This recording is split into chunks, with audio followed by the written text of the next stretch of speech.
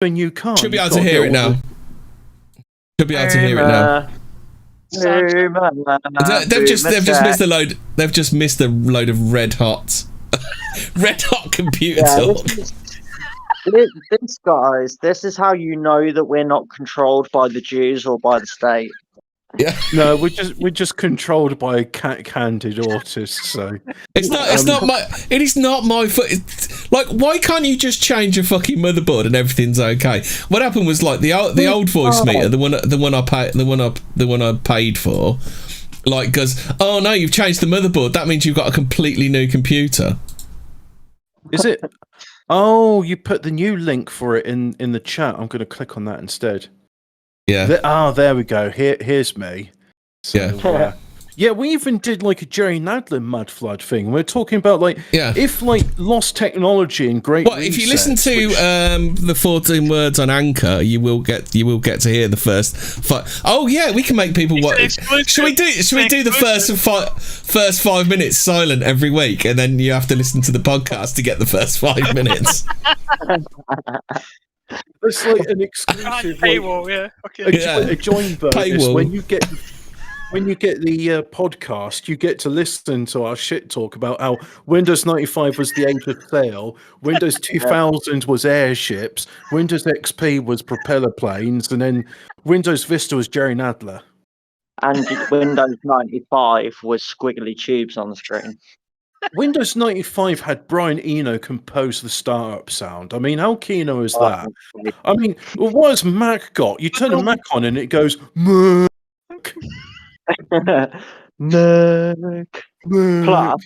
Plus, if you actually have a Mac, that means you take it up the rear. So, but at least typical Mac user. Typical Mac user. Yeah. Oh no, that's is that before or after you figure out the traffic light system? Like, I could okay. But at least Mac's got some character. I mean, this modern Windows 10 is so sterile. It's just, I really don't like it very much. I went back to Windows 7 briefly, and I just thought, this is nice. They need to get Todd Howard in. It just works. It just works. Todd Howard. That should be marketing. Get Todd Howard in. 16 times the detail. That's right, yeah. 16 times the detail. It just works. Yep.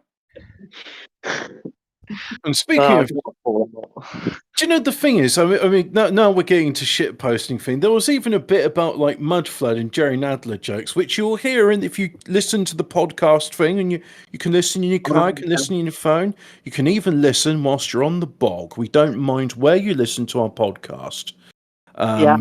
Just don't talk to us while you're on the bog. So, Joe. Yeah. Me. But we actually had a segue into talking about Mudflood from that, which you'll hear if you listen to the podcast. if you listen to the paywall content. That's without a paywall. It's the only fans content. Yeah. Yes. Yeah, it's yeah.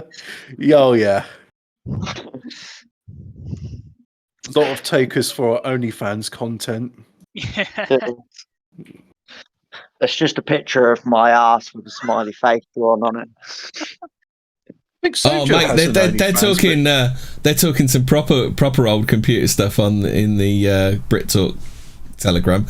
I always remember Dizzy Prince of the Yoke Folk and that Trapdoor game the most. The Dizzy games were awesome, but they were also fucking super annoying because he didn't just jump; he jumped and then rolled, and you had to time everything perfectly, otherwise he fell off the end of something. Yeah, sounds like old school fucking Prince of Persia on the 98. Wait, was Dizzy on the ZX Spectrum? Dizzy was on the Spectrum, the Amiga. It was even on the Mega Drive. Oh wow! Okay, cool. I miss my Mega Drive. I miss playing Theme Park on the Amiga. It was Oh. Those are the days. I remember playing Lemmings on the Spectrum, and then like it was one of the first PC games I played, and I was like, "Wow, it's like Lemmings on the Spectrum, but it's got colours and sounds." I remember Lemmings on the PC. That was a weird shortcut to slightly better graphics that the Spectrum used to do, weren't it? Where the background was like that weird colour, and then like the graphics were basically line drawings, weren't they? Well, this was something that was lost in the Mudfloods of how to like make use of very little video memory, but still put some interesting colours on the screen. And so what they do is they just have like Marco Coletti Spaghetti reckons that I should let Nordic and Fraser fight for co-host. Winner takes on Hobbit for the number 2 seat. I'll fucking eat you all. I'll fucking eat you all. I'll cut you all up and eat you. Well, like I said, I'm just a recurring special guest. A special guest that never quite went away. Yeah, special needs guest. Right, are we going to talk about the Mudflood? We've wasted, 11 minutes now. What are you talking about? This is easing people into this very delicate subject, Jerry Nadler. Yeah. I mean, you've got to appreciate how Windows 95. Are you just getting everybody nice and relaxed before you blow their minds? Exactly. We're talking about old things today, old things that are long and buried, and I think we should. If you can get up the first article. Right, hold on. Give me a sec. Oh, don't make me do production.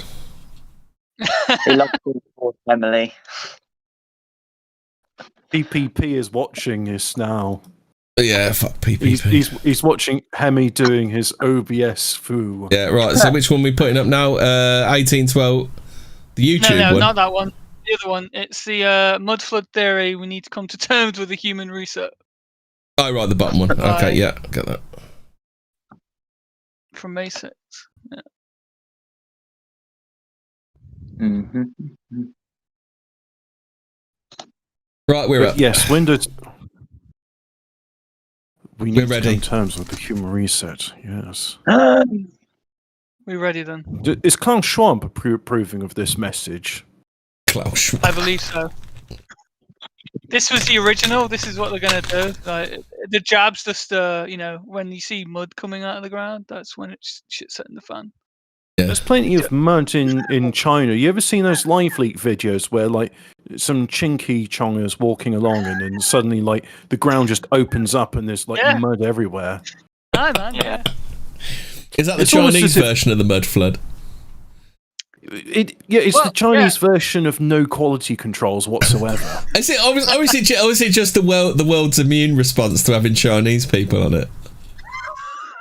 Well, you see all these natural disasters in both like China and India, and I think it's like God's trying to like send them a message, being none too subtle about it. Yeah. Yeah. Yeah. So, right. Mudflood. What's it about? What is Mudflood? Right. Do you want to know what it's about? Right. Yes, please. So there's a prevailing theory that's like come to light in the last, 10 years maybe. That if you go around all our old cities in places like London, Glasgow, even in places like America, as well as the far east of Eastern Europe, there are cities that are, how do I put this? Well, we don't build them like we used to because we don't build basements anymore. Basically, if you go around all the old cities, there's quite a few that have got retaining walls where the first floor is actually underneath the level of the road. Now, this obviously is how do I say it? A bit. When we'll get to it, it's a bit perplexing with the when you see some of these photos of what is actually underneath those bottom floors themselves, because there's obviously been excavations of the surrounding areas of these buildings, and there's more floors underneath. Well, Madfuzz, just to interrupt you there right from the get-go, I mean, there are people still making basements and cellars these days. But really? Yeah? Yeah, no, I watched a documentary in London about like they can't like expand out, so they're like millionaires are building basements down. But one of the things people don't do in modern basements is you don't make windows and front doors going out into the rock or mud because like there's just, I was like getting to that. yeah. So Yeah. sorry to sort of jump ahead a bit, but No, that's fine. Yes, and one of these key features of these, shall we say, old buildings, is the fact that what it seems to be is with these floors that are submerged, so half submerged, is that there'll be either facets or windows that are kind of half buried in the ground, like on the roadside. You'll notice it once you've realised this. When you walk down the street, you notice that as the incline goes down, or you notice that windows are in half buried in the floor. It's like, well, that's a bit odd. Why would There's they? a few. I'm pretty sure I've seen doorways before that are like halfway, that are like buried up to like half the door height. Yeah, man. Yeah, this is what's like sparked people to say, hold on a second, is there something to this? And well, I mean, the evidence to me seems quite overwhelming that there may be some kind of event that has like literally like swallowed entire cities, the earth. Maybe it seems there's, as I say, it's happened as far afield as Russia to America. They've literally had to dig out what seems like a story or two, like, of building from this mud, this soil that's built up over we don't know how long. There's plenty of places in the world, not just the ones you mentioned as well. I mean, Yeah. I've harked on about Malta because I went to Malta once and I really enjoyed it. The capital there, Valletta's built on this ancient star fort, like way before the age of gunpowder. And you look at it and it's like thousands of years old. It's got polygonal blocks right at the bottom, like you'd see in Machu Picchu and the pre-Etruscan Italian civilization. They just call them polygonal builders. And when you look at that, like with Malta and stuff like that, there is huge like things just buried and buried. Like the Hypogeum was discovered there. Like in 1910 or something. It's just like, oh, there's this vast underground temple complex just underneath. Because in Malta, when you build a house, you got to dig a well, and so they just broke through. And it's like, oh, okay, this is worth investigating. Indeed. Can the people on the live stream see the building in the first picture on this blog? They can now. Right. Okay. So this is what we're on about when we say there's stories of buildings underneath what should be the road. I mean, it's quite amazing when you look at these things. Like the buildings just go down. It seems like they open up at the bottom there. Yet here the road is at the top. Halfway up. Why would you build stories underneath that look like they've got doorways? It's very strange. And you say, oh well, that could just be. Well, it doesn't look like it's the same thing. Blah blah. It's okay. One of them. That's just one, right? I mean, if we scroll down, we've got a number of interesting photographs. I don't know if you want to bring up the first one, Hemi. Yeah, I'll bring up the first. Are you going to talk about them one at a time, are you? Yeah. Okay. So here we have an example of what we'd see if you were to walk down the street, right? This is what we were on about earlier with half facing like windows or doors like submerged into the ground coming up. It's at different heights. It looks like if the road wasn't there, they would continue down another story, maybe, right? These are the things. That's one of the things I saw when I was in Oxford as a kid, and just you're walking down like the city centre, and there's plenty of these buildings which have got like iron grates on them, and if you can see the windows underneath, and it does to me look, especially now I think about it, like it's been excavated out, and I could well believe that Oxford was much. What's the word I'm looking for here? Oxford's lost a little bit, if that makes sense. It's it's been filled in. Well, this is the thing. This is what, like, again, the mud flood is kind of just like what it is, like the actual like event that happened.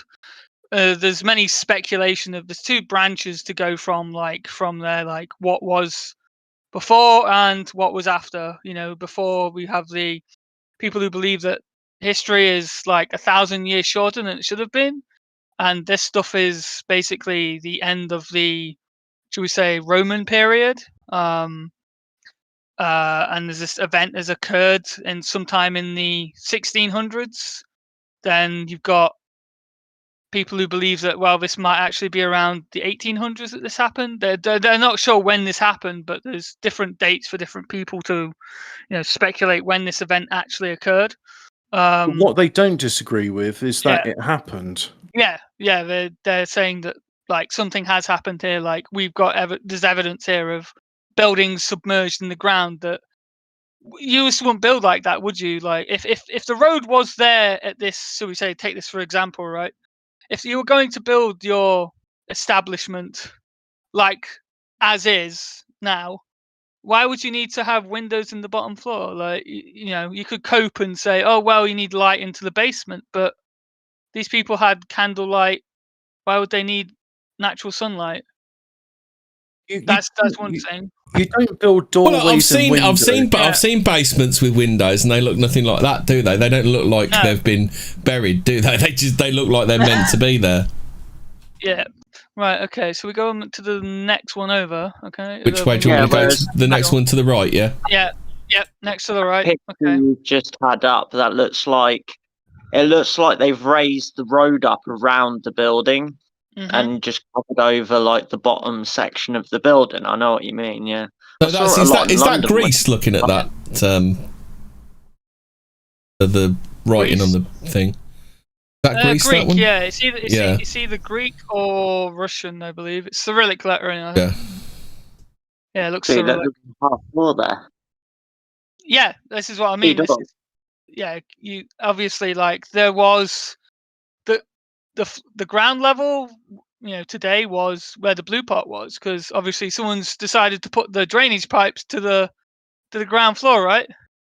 Yeah. But then obviously for some reason they've excavated it out again and found that, oh, actually, we've got windows, literal windows underneath, and doorways like that are bricked up. And how weird that doorway! That's wood. I mean, if you said that door was built in 1800 or 1760 or something, I'd say, yep, that looks like a 3-century-old door.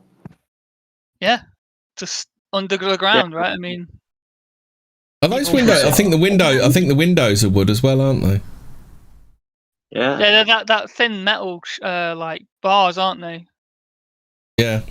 God, imagine how spooky it'd be that you do one of these architectural digs, and then you find something, and then like everything else there suggests it's from the 15th century, but you see some safe style youth PVC windows in it. MDF. Oh God, no. you just got like some UPVC and plastic amongst us. Like, hang on, where's the plastic amongst all this? Right, okay. Let's go to the next one across, third one on the right. Again, another example of, well, okay, we've got a building that's sunk into the ground where the road is, now they've had to make an entrance into the bottom floor of the building, whereas, it's halfway up the, if that was just filled in with dirt, like half of these windows on the bottom floor would be obscured. Yeah, there would be no doors. It's like it's either the earth has come up to meet the buildings, or the buildings have literally just sunk into the ground. But considering there's no structural damage, it seems that the mud has gone up to, like, the soil is raised to their level. Otherwise, Well, yeah, I mean, if when I've seen one of those LOL hilarious live leak videos where like some massive sinkhole opens up in China, you can see the buildings collapse and fall into it. And I think even though our architecture, or dare I say Tartarian architecture, is more sturdy than Chinese shit, you'd still, if there was like an earthquake and the ground was liquefying, you would still see some sort of structural damage.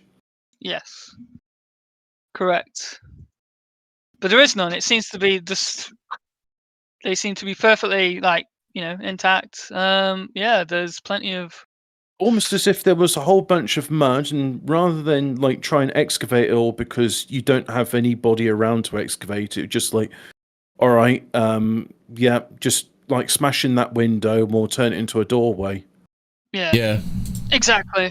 Yeah, that's it. That's what it seems to be the case with all what the people have been thinking, that it would take too much to excavate all of the soil that's now there.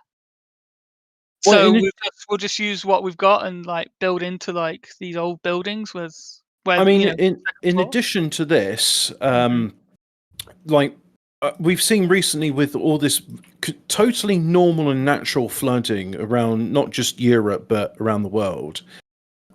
Even with like modern things in place, unfortunately, we still got like Belgians and Germans dying from the floods. So this mud flood, there may not have been many, if any, people around to rebuild. So it's literally just a case of do what's most expedient. Exactly. But this is the thing. There's plenty of photos out there of these what we call ghost cities, like places like in America where someone's taken a photograph and there's no people around at all. These huge like metropolises are just empty.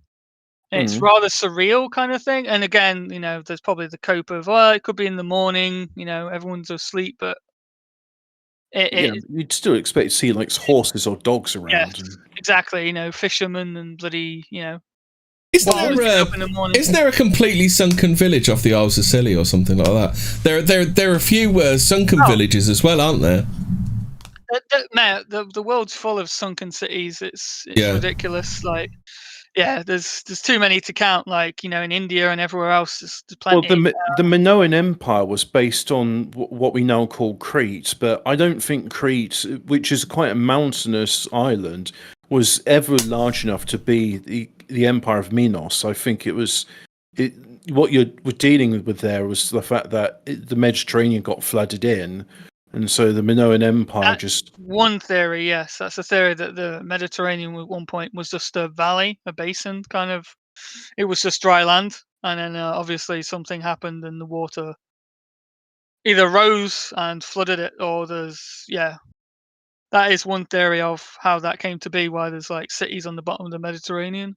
Well, one of the very first Fortean words I was talking about, the mosaics, which look a lot like Roman or Etruscan mosaics on this sunken place off of the Sea of Japan. And they were saying that these stepped pyramids there, there's just a natural geological formation, just like the Giant's Causeway. It's just natural, bro. Yeah, nature just does straight lines, Yeah, or weird hexagonal things, or stepped pyramids with right angles. Yeah, it's just natural formations. Nothing to see here. Moving on with mosaics on it. Yeah, natural mosaics.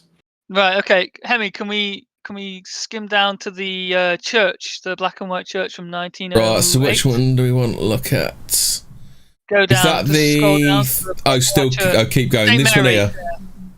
Mary Magdalene Catholic Church, Omaha, Nebraska, yeah? You got this? That's it. Okay, so here we have a picture of a church from 1908, right? Looks fairly normal, doesn't it, right? Yeah. Then if we were to scroll down again, we'd see below St. Mary Magdalene Catholic Church, Omaha, Nebraska, after excavations. What? That's huge. So that what was the doorway? They turned into a window. Yeah. Jesus Christ. You can even see the effect of the. You can even see the effect of the pollution on the brickwork, can't you? That's what's amazing about it as well. Yeah. That building next door looks like it's had a bit reclaimed as well, doesn't it? Yeah. Yeah, all of it has. It seems like the whole area, like, there's just something's happened, and like That's no longer there, and yet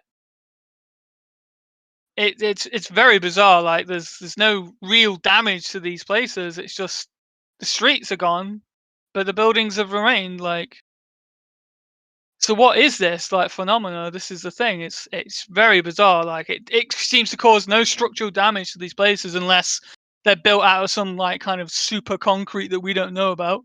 You know, the fabled Roman concrete. But they do look like they've been carefully. It's not like some like thing has gone in and just smashed the fuck out of it. They've been carefully buried, haven't they? Yeah.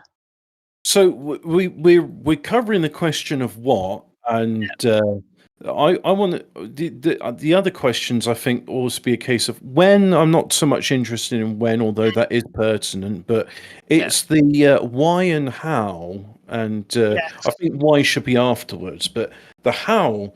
I mean, where did you get all this mud? Where does it come from? I mean, did just the firmament open up and it's like here's some mud, or did the mud come from underground? Or? There are videos again, like you said with the sinkholes in China. There are videos out there of literal like well springs of like mud just appear out of nowhere on tops of mountains. I think there was one in Chile. I think there was basically there was this.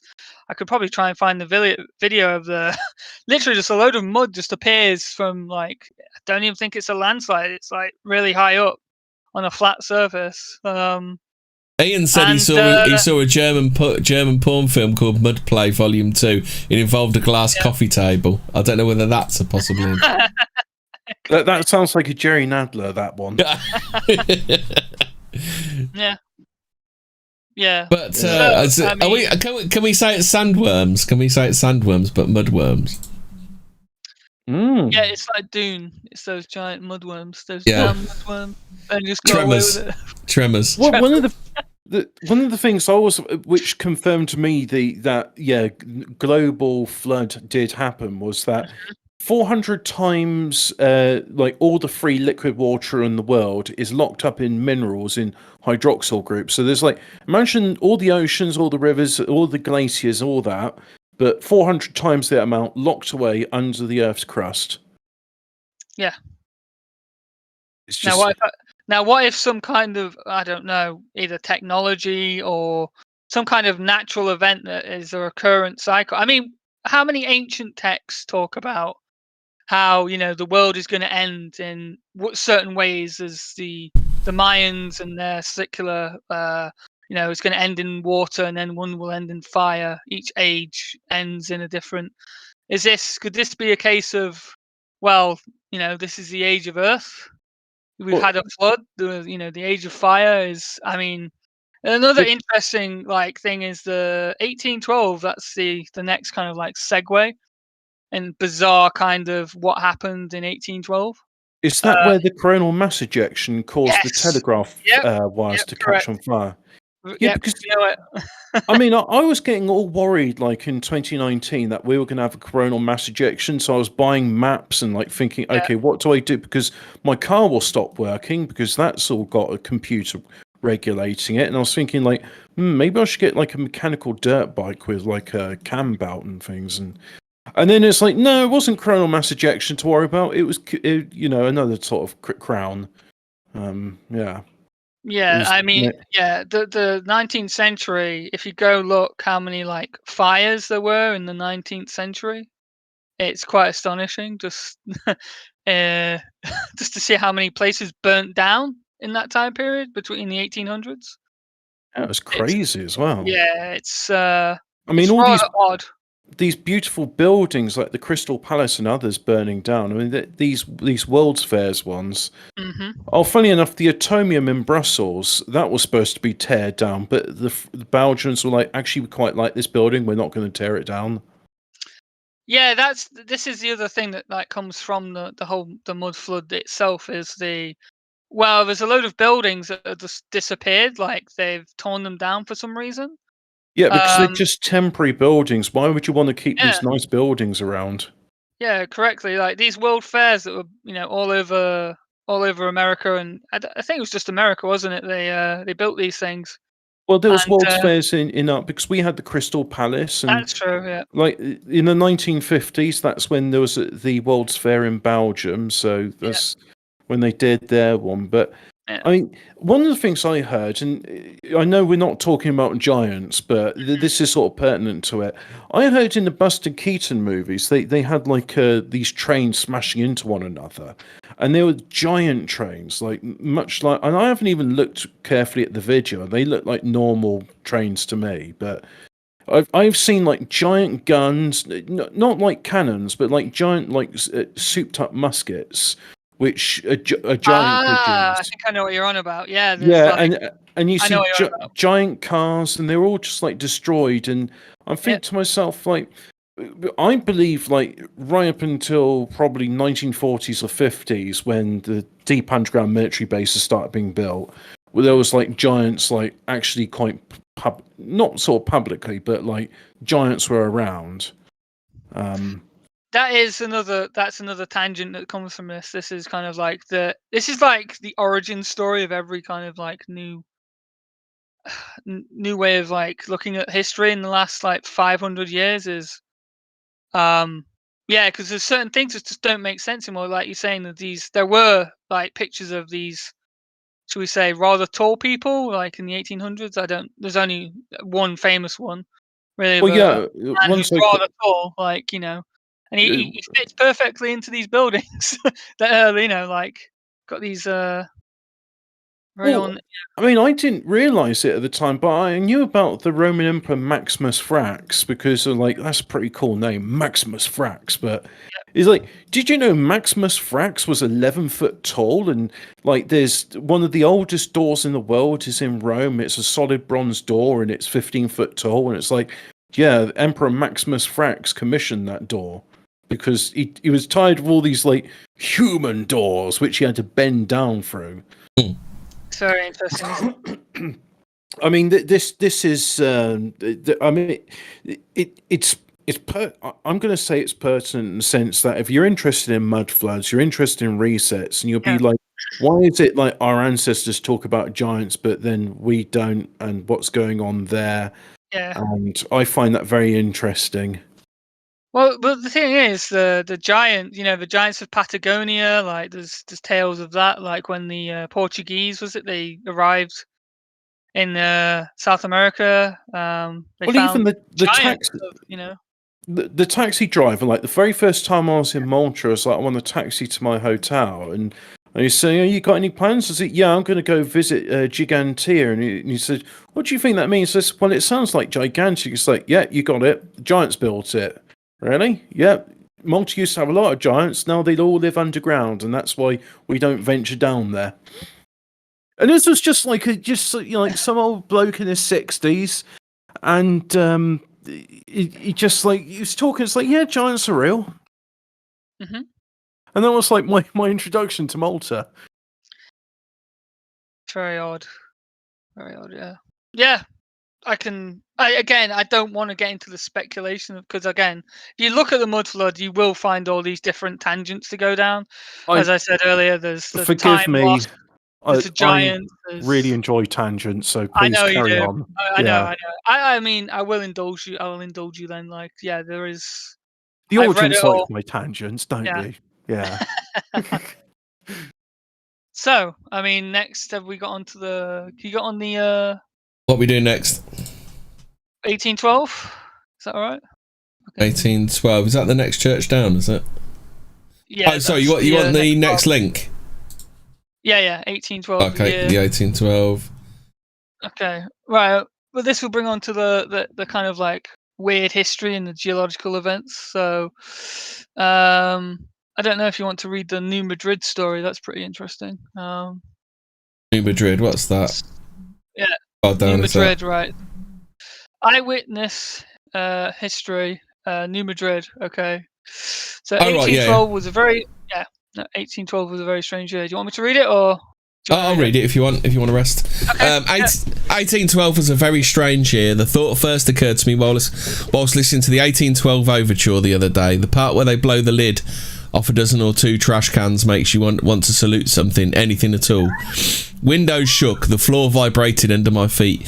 You figure somewhere in the world an American flag was being erased. This all happened on the turntable, of course. There's no other way to listen to the 1812 overture but on vinyl. Well, technically, my wife and I listened to it several years ago in front of a live orchestra.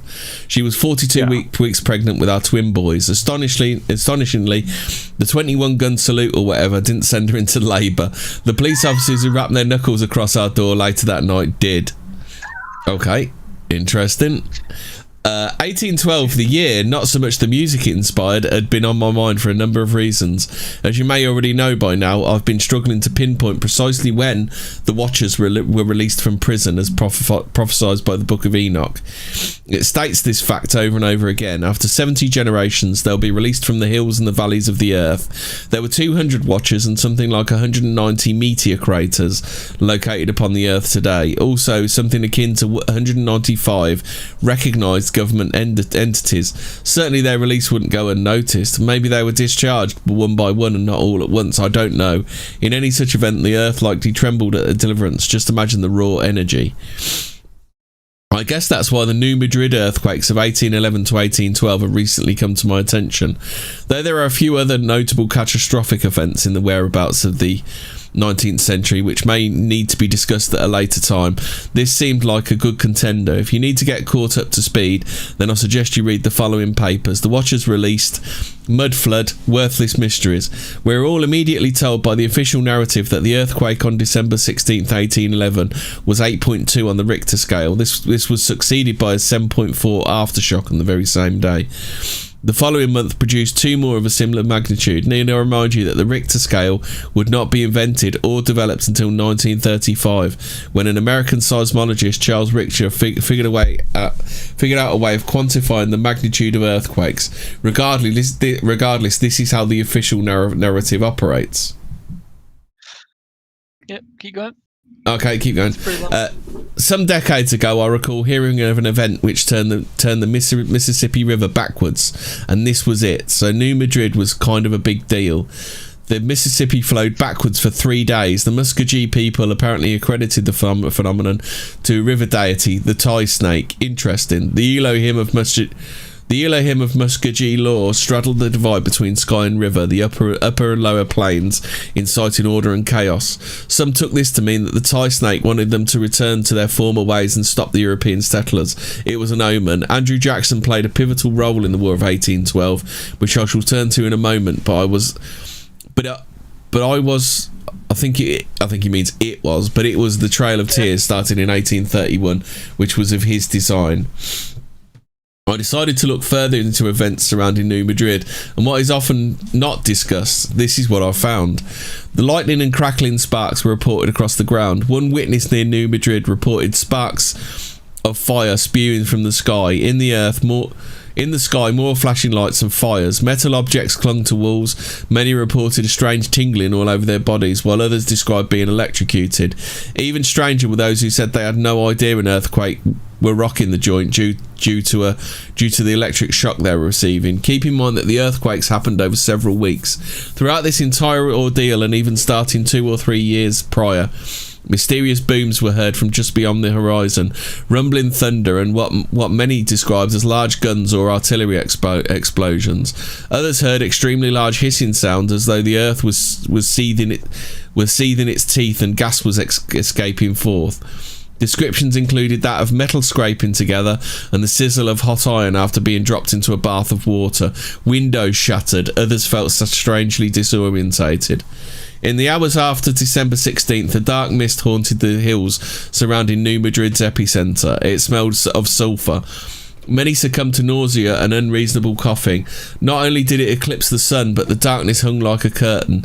Multiple witnesses were indicated that sulphurous vapour was so thick that lanterns went out and fires could not be lit. Similar reports were related by those who had been struck by the disease during the bubonic plague. The earthquake was felt as far as South Carolina. In North Carolina, multiple witnesses reported... Wait. Go on then. Wait. No, you just mentioned that thing about sulphurous fumes and blotting out things and you can't light stuff. Yeah. I seem to remember Brian Bless, not Brian Bless, what's his name? The specky twat. Bill Gates. He's got a patent for releasing sulfur dioxide into the atmosphere because it will blot out the sun and then help with global warming. Well, also, what else smells of sulfur when it appears?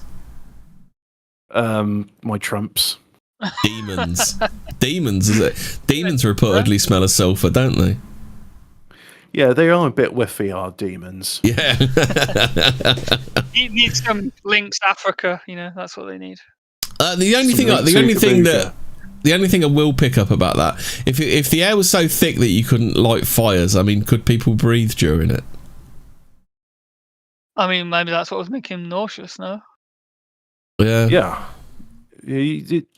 I think sulfur is sort of toxic. I'm not sure how toxic it is, but you don't want to be breathing it in for too long. Mm. So the earthquake was felt as far east as South Carolina. In North Carolina, multiple witnesses reported large, extraordinary fires in the air lasting several hours. Fires as large as blazing houses suspended in place. But what really nabbed their attention was the fact that no sparks accompanied the blazes. Today we would probably call them orbs. This brings up my next point. Thunderous trumpets in the sky. Well... See Jerry Nadler. Jerry Nadler did a thunderous trumpet, didn't he, of it?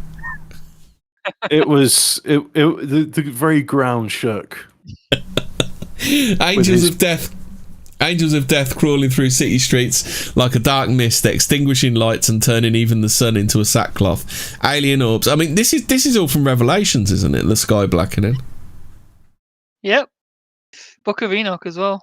Yeah. It's apocalypse stuff. Yeah. Alien orbs. The official narrative will always be backed by the scientific explanation. For example, they remind you other major earthquakes produce a phenomenon known as earthquake lights, something which not even they can dutifully explain. So that's swamp gas over Venus lights then. Meanwhile, Enoch unashamedly tell us that divine beings are responsible for all of it. The wind, the rain, the lightning, hail, clouds, waves of the sea. Yohanan, writing in Revelation, affirms such beliefs. In St. Francis County, a wild man of European law was spotted immediately preceding the earthquakes. Livestock went missing, others were found mutilated. The monster was blamed. Indeed, something supernatural was happening. How bizarre.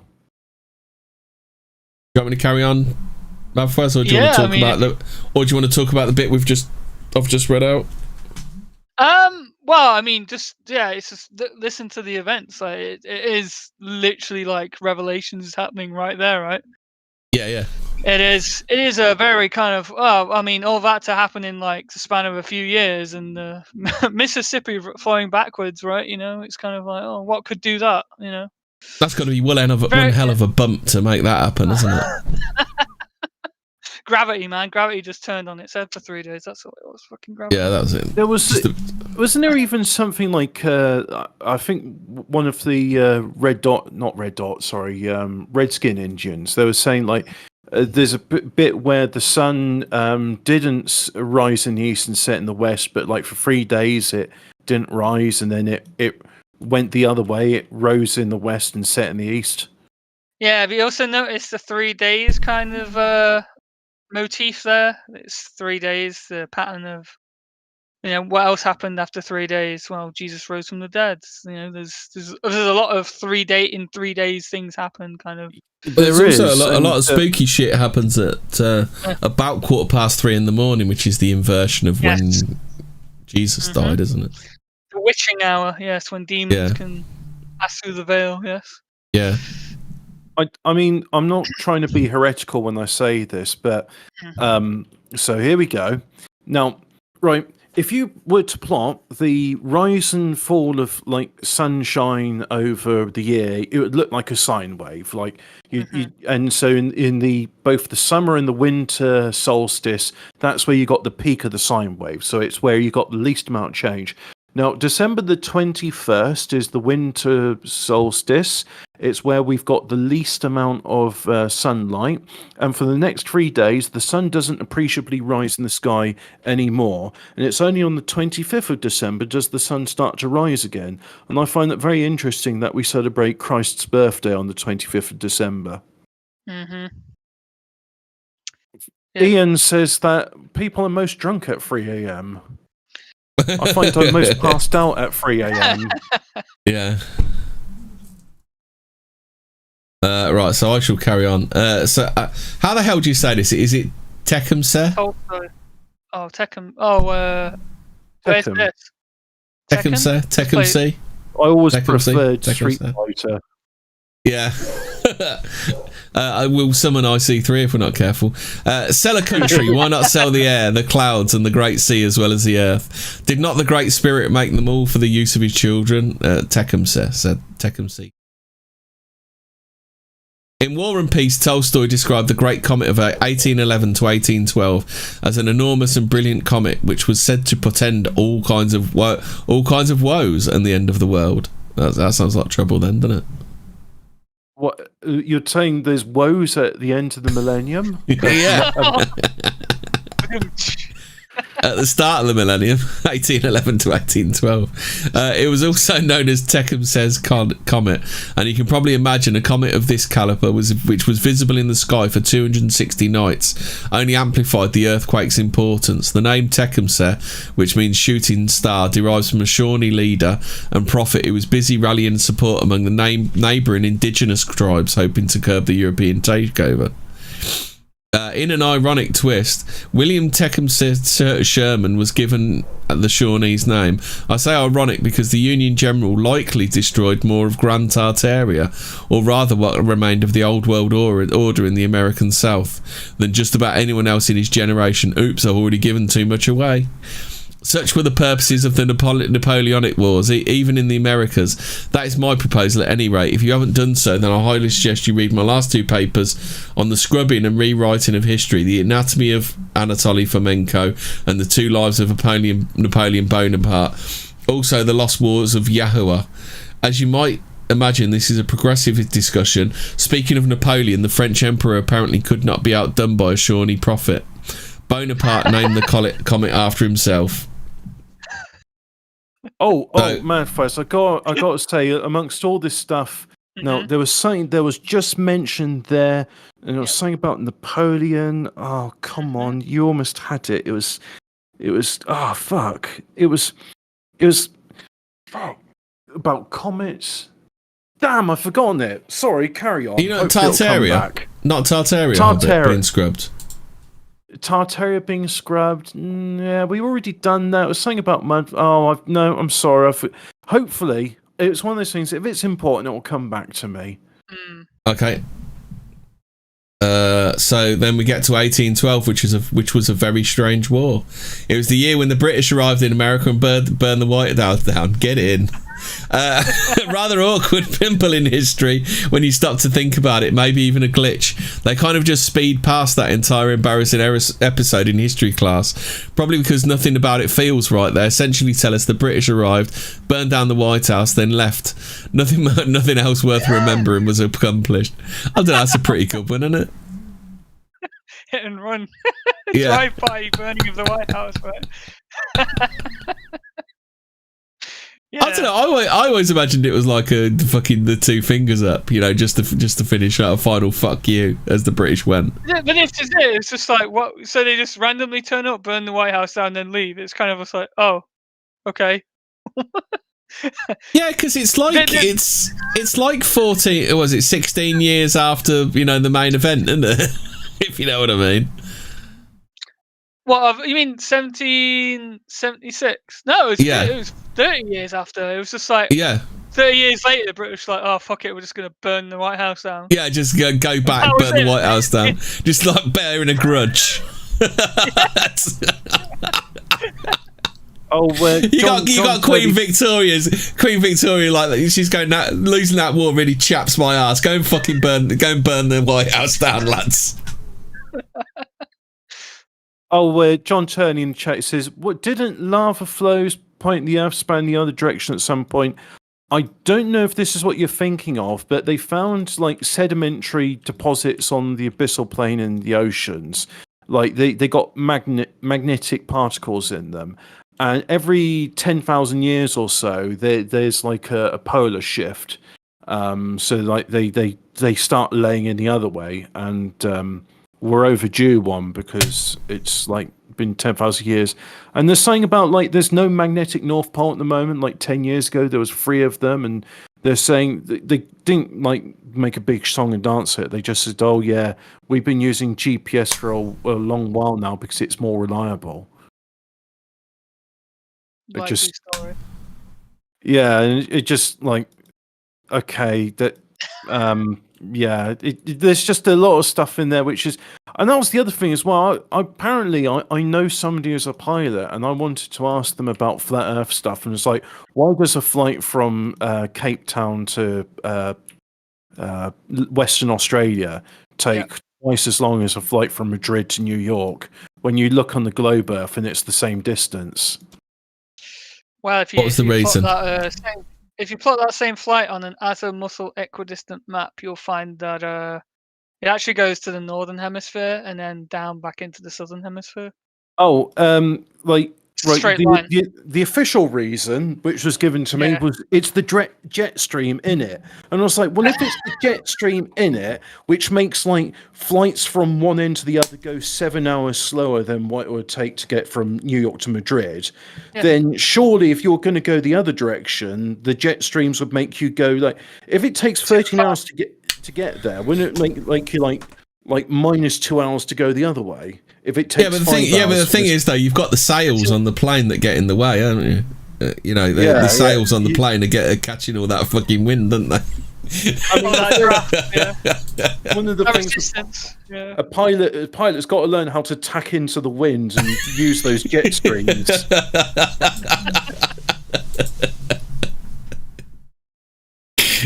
Is this the next thing? Flights are hoax. They're really sailing.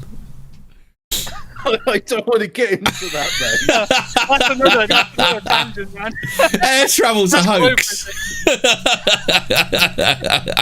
If air travel's a hoax, then where have I been flying in all this time? How do aeroplanes work? That is a real question. How do aeroplanes work? No, I think if to quote boats are made of metal. Why don't they sink? Do you know what? Napoleon said exactly the same thing.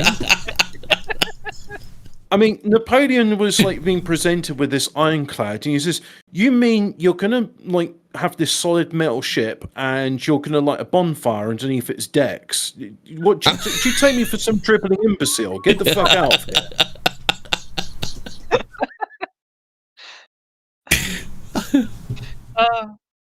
Yeah, Napoleon wasn't convinced of the merits of armored cruisers. Yeah, he wasn't convinced that buoyancy was a thing, right? Yeah. Anyway, back to the content now. We've just fucking done a complete comedy bit. The War of 1812 apparently began when the United States declared the Big W against the British Crown and her allies in June 1812. Hopefully you've already taken note of the fact that Great Britain was engaging Napoleon in war at that precise moment in history. As we shall come to find, the official narrative doesn't add up. Really, pick your version of the tale. Historians in Great Britain tend to see America's War of 1812 as a minor theatre of the Napoleonic Wars, while historians in North America tend to see it as a war in their own right. The Two Lives of Napoleon Bonaparte. In the Two Lives of Napoleon Bonaparte, I illustrated how the people and events surrounding Napoleon Bonaparte and Napoleon III appear to be clever duplicates of one another. It's almost as if both Napoleon... What? Emmy. You've got to read in between the lines. The British saw the War of 1812 as no big deal. We just burnt the White House down for like shits and giggles. The Americans are still salty about it. Yeah, it's kind of like this. It's kind of there is kind of that, isn't there?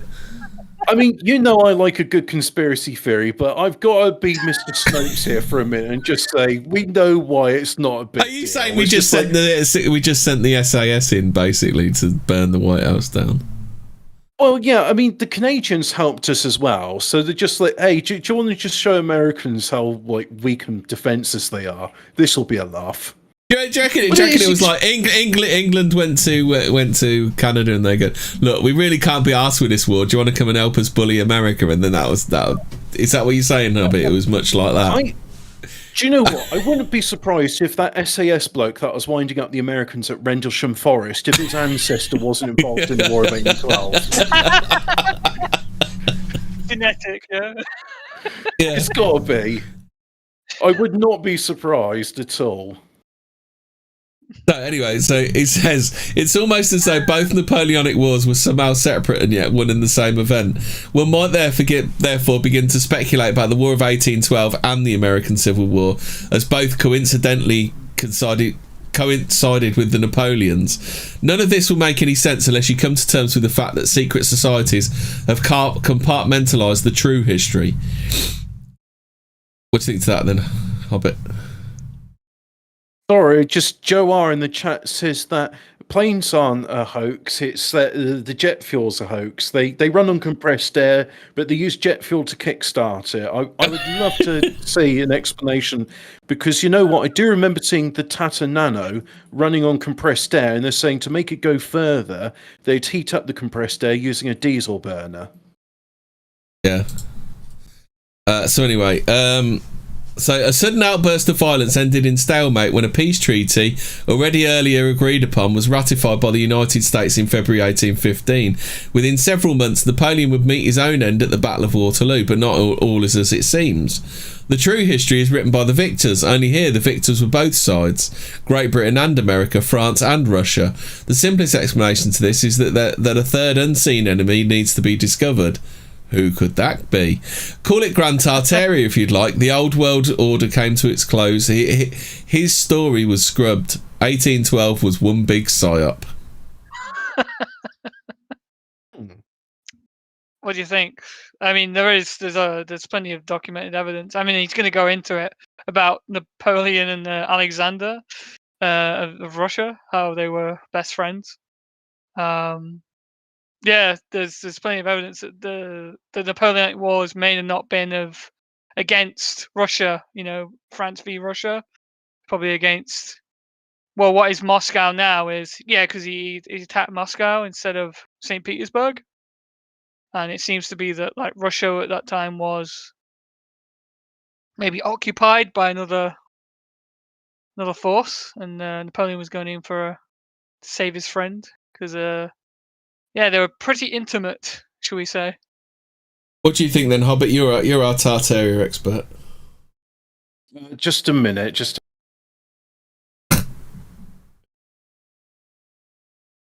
Right, I'll carry on with this, Wallies. So, Secret Confessions of 1812, Heaven Weaponized. The story behind America's fake conflict with Great Britain is probably better undressed in the European theatre of war. The official narrative pits Napoleon Bonaparte and the Empire of France against Russian Tsar Alexander I. The Wikipedia describes the Napoleonic Wars as a series of major conflicts pitting the French Empire and its allies led by Napoleon I against the fluctuating array of European superpowers formed into various coalitions financed and led by the United Kingdom. It produced a brief period of French domination over most of Europe. In perhaps its simplest terms, their conflict was ultimately over trade routes. By 1812, it was apparent that Tsar Alexander I had rejected Napoleon Bonaparte's blockade of Great Britain and her allies. I would take a grand army of some 500,000 soldiers, the largest European military force ever recorded up until that time, to change his mind or die trying. On June the 24th, 1812, the very month in which America declared war upon Great Britain, Napoleon Bonaparte invaded Russia. You may want to take notes. It's furthermore strange, given that we are of the narrative, that the French Emperor would go through all this effort and yet didn't seem remotely interested in pushing his grand army towards a confrontation with the Russian Tsar. Alexander I remained in the capital city of St. Petersburg. Napoleon chose Moscow instead. If you want, it's a bit like World War II, isn't it? It's I know, bringing a kind of modern example. It's like, why the hell are you going for Stalingrad? Why don't you just go for fucking the place where the enemy is? It's like, why are you doing this? If you could, oh god, it's good. It's a good job Phil's not listening, isn't it? If you want to conquer, I don't know, the United States, then it would probably be a good idea to plant your bum in a rocking chair at the back porch of the White House rather than some art museum gift shop on the Michigan Avenue in Chicago. It just makes sense. Russia made a trade with Great Britain and her allies through the port at St. Petersburg. Clearly, Napoleon Bonaparte had something else on his mind. I don't know, if you conquered New York, you'd deal a pretty big blow to America, though, wouldn't you? Hand robbing intensifiers. Yeah. Well, you've got like Wall Street and stuff like that's in New York, isn't it? A lot of yeah. Yeah, exactly. I don't know. Maybe there was a lot of hand rubbers in where Napoleon went to. So, the 1812 fire of Moscow broke out on the 14th of September 1812. When Russian soldiers and most of its remaining residents abandoned the city just ahead of Napoleon's advancing Grand Army, Count Fyodor Rostopchin ordered the Kremlin and important buildings, including the Grand Cathedrals, to be set on fire, destroyed. The fire was so intense that it could be seen over 130 miles, well beyond the curve of the Earth. That's curve of the Earth. Assuming that the Earth has got a curve of the Earth. Yeah, on a ball. Okay, then. But that's probably none of my business. The fire all but destroyed a city which, by all appearances and depictions, was built of stone. And there's a picture of it. Yeah. So, how many stones do you know can burn? Well, this is the question, isn't it? I mean, it's like when I found out the Great Wall of China, the crenellations and the battlements, they point towards China and not Mongolia. Yeah. And they're suspecting that the Great Wall of China actually, in fact, is the Great Wall of Tartary. And but Indeed. yeah, there's a lot of weird stuff in there because, like, how did Tartaria end? And so this actually, this is why I've been looking forward to this episode, because I get to hear the inside scoop. How did it end? Anyway, well, okay, I'll leave that for later then when I finish reading. Lieutenant Charles Artois, I bet they used to call him Stella, didn't they? Had a different story used to call him Stella, didn't they, his mates? In a diary, a real star he is. Yeah, in his diary, the soldier wrote, "I stood in the courtyard of the big home. Low sun flooded Moscow with golden light. Suddenly caught fire a second sun. Bright white, dazzling. It was located 20 degrees above the first. True, and shone no more than 5 seconds. But it has managed to single person pull burger. Singe person. What the fuck am I on about? Singe person Paul Burger relaxing on the balcony. This ain't a great translation, is it? The walls and roof of the house began to smoke. I ordered the soldiers to pour out on the roof a few dozen buckets of water, and only because these measures could save the estate. In other estates that are closer to the latter-day luminary, the fire started. It is in this mysterious celestial flash and was the cause of the terrible fire that destroyed Moscow." So, in review, right.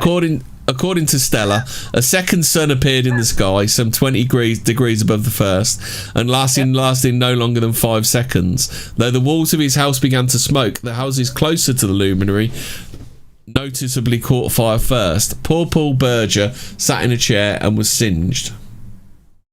Yes. What do you think of that? Hobbit? I'm suspicious about this, and I'm also thinking, when was the Great Fire of London? And 1690 was it?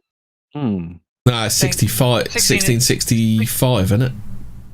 Something, yeah, it was in the 1600s. I can't remember exactly. Yeah, this is one of the ones you should know off the top of your head. I know. And the Fire of Moscow was 1812. So that was 200 years after. 1666. What was 1665? Because I know 1665 was significant, wasn't it? Hang on, if it's 1666, that's one of those meme dates. That's like saying my password's 42069. It's just no, they're pulling our leg on that one, aren't they? It seems so, isn't it? I think this is what the history thing is trying to teach us. Because, I mean, even if I accept... is a bit funny. Yeah, even if I accept these... 1665, the plague. Oh, yeah. I knew 1665 was a date. But, hang on, 1665, the Black Death started? I thought the Black Death was in the 13th century. But it ended the feudal No, era. I think you're thinking of the plague. Isn't the plague and the Black Death, or the Black Death and the plague different things? Well, that's a good question, because I thought the Black Death plague, was 13th century, and it ended the feudal era, and then. Well, anyway, Ray Shell started the Fire of London, didn't he? With the. No, technically no, because the what is it, like the feudal era would last up until the 15th, 16th century, right? So maybe it was one in the same. Longer in Russia, because they had feudal stuff, as Phil will tell you. 1900s, and that was bad, because look at these peasants living in their cottage with like pigs and chickens. So that's a terrible way to live. Industrialize.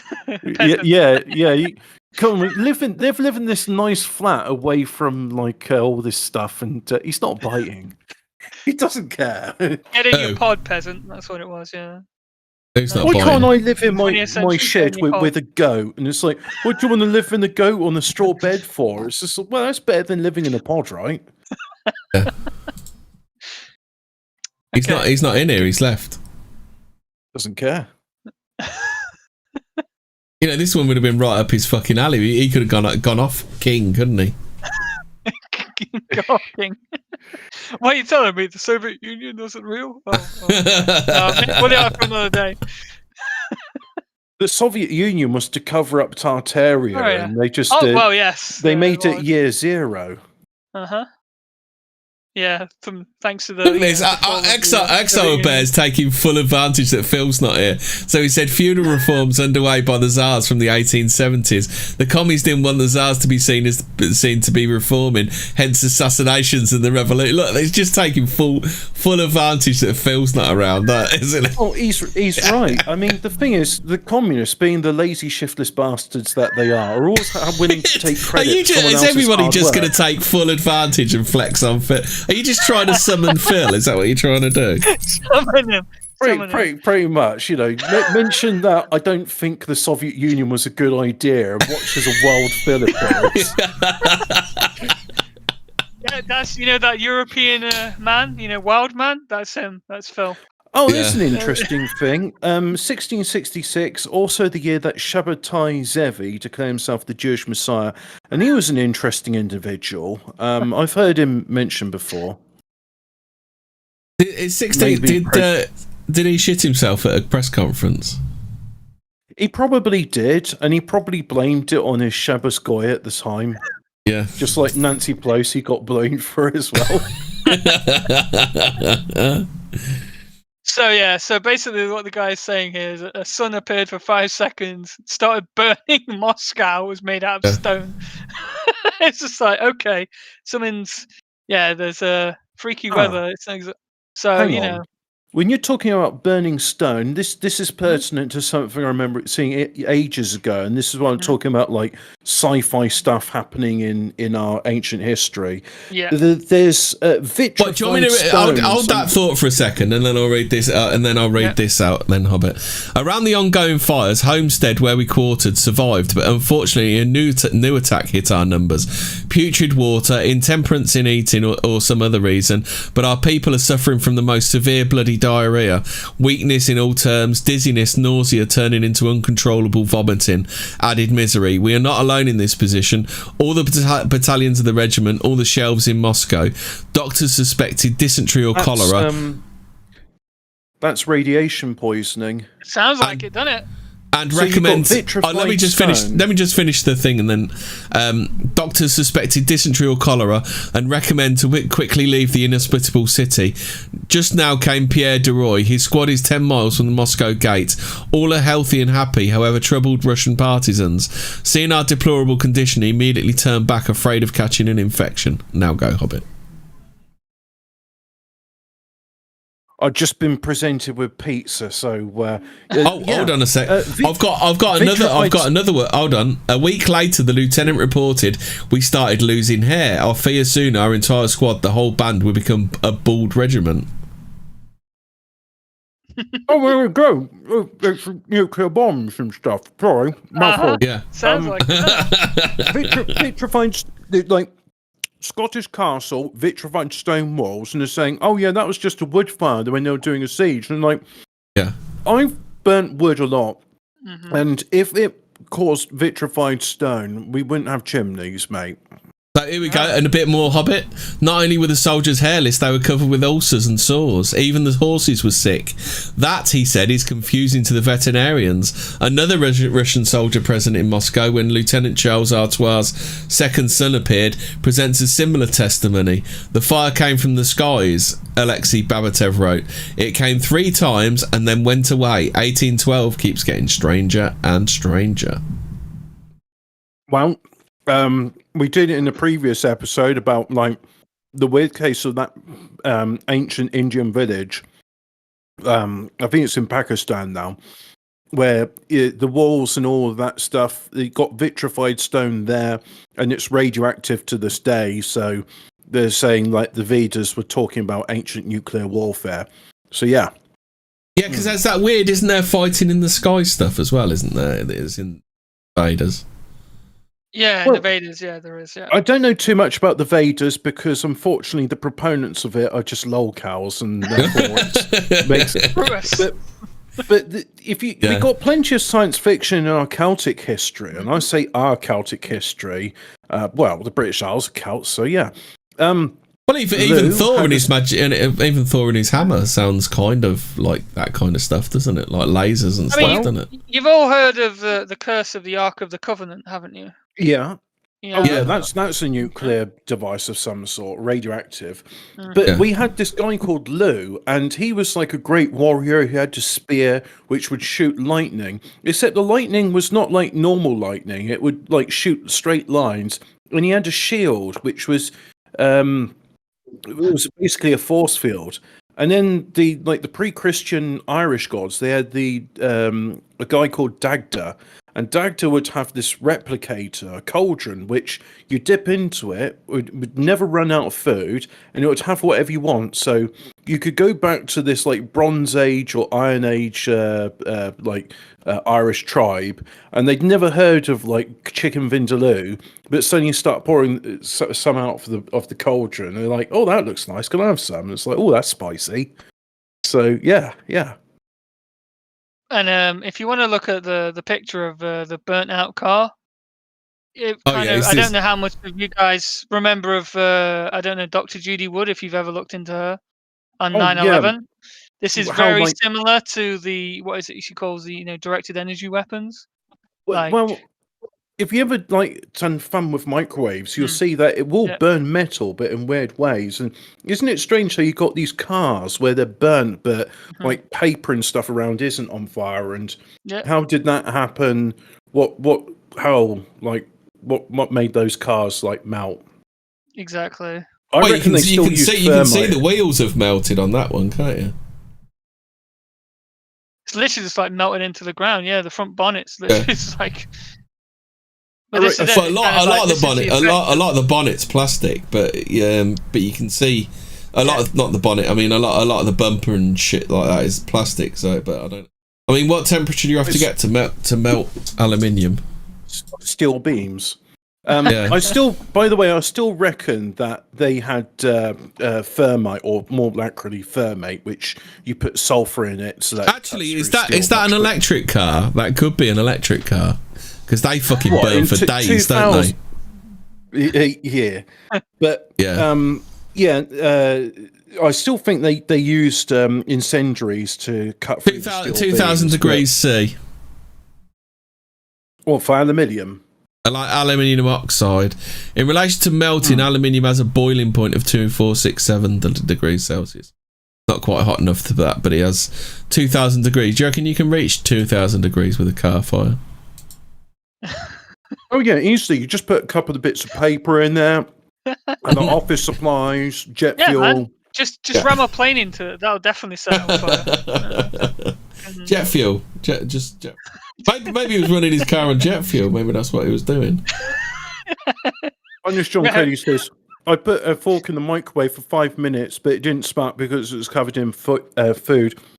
It tasted funny. Hang on. What if? What are brake discs? Brake discs are made out of. Are they cast iron or are they steel? They'd be steel, wouldn't they? Brake discs. Right. So when the Russian Revolution happened and the Bolsheviks took over, When the Bolshevik Party came to power in 1917, they forced a crumbling empire infamous for its perceived backwardness and poor education system.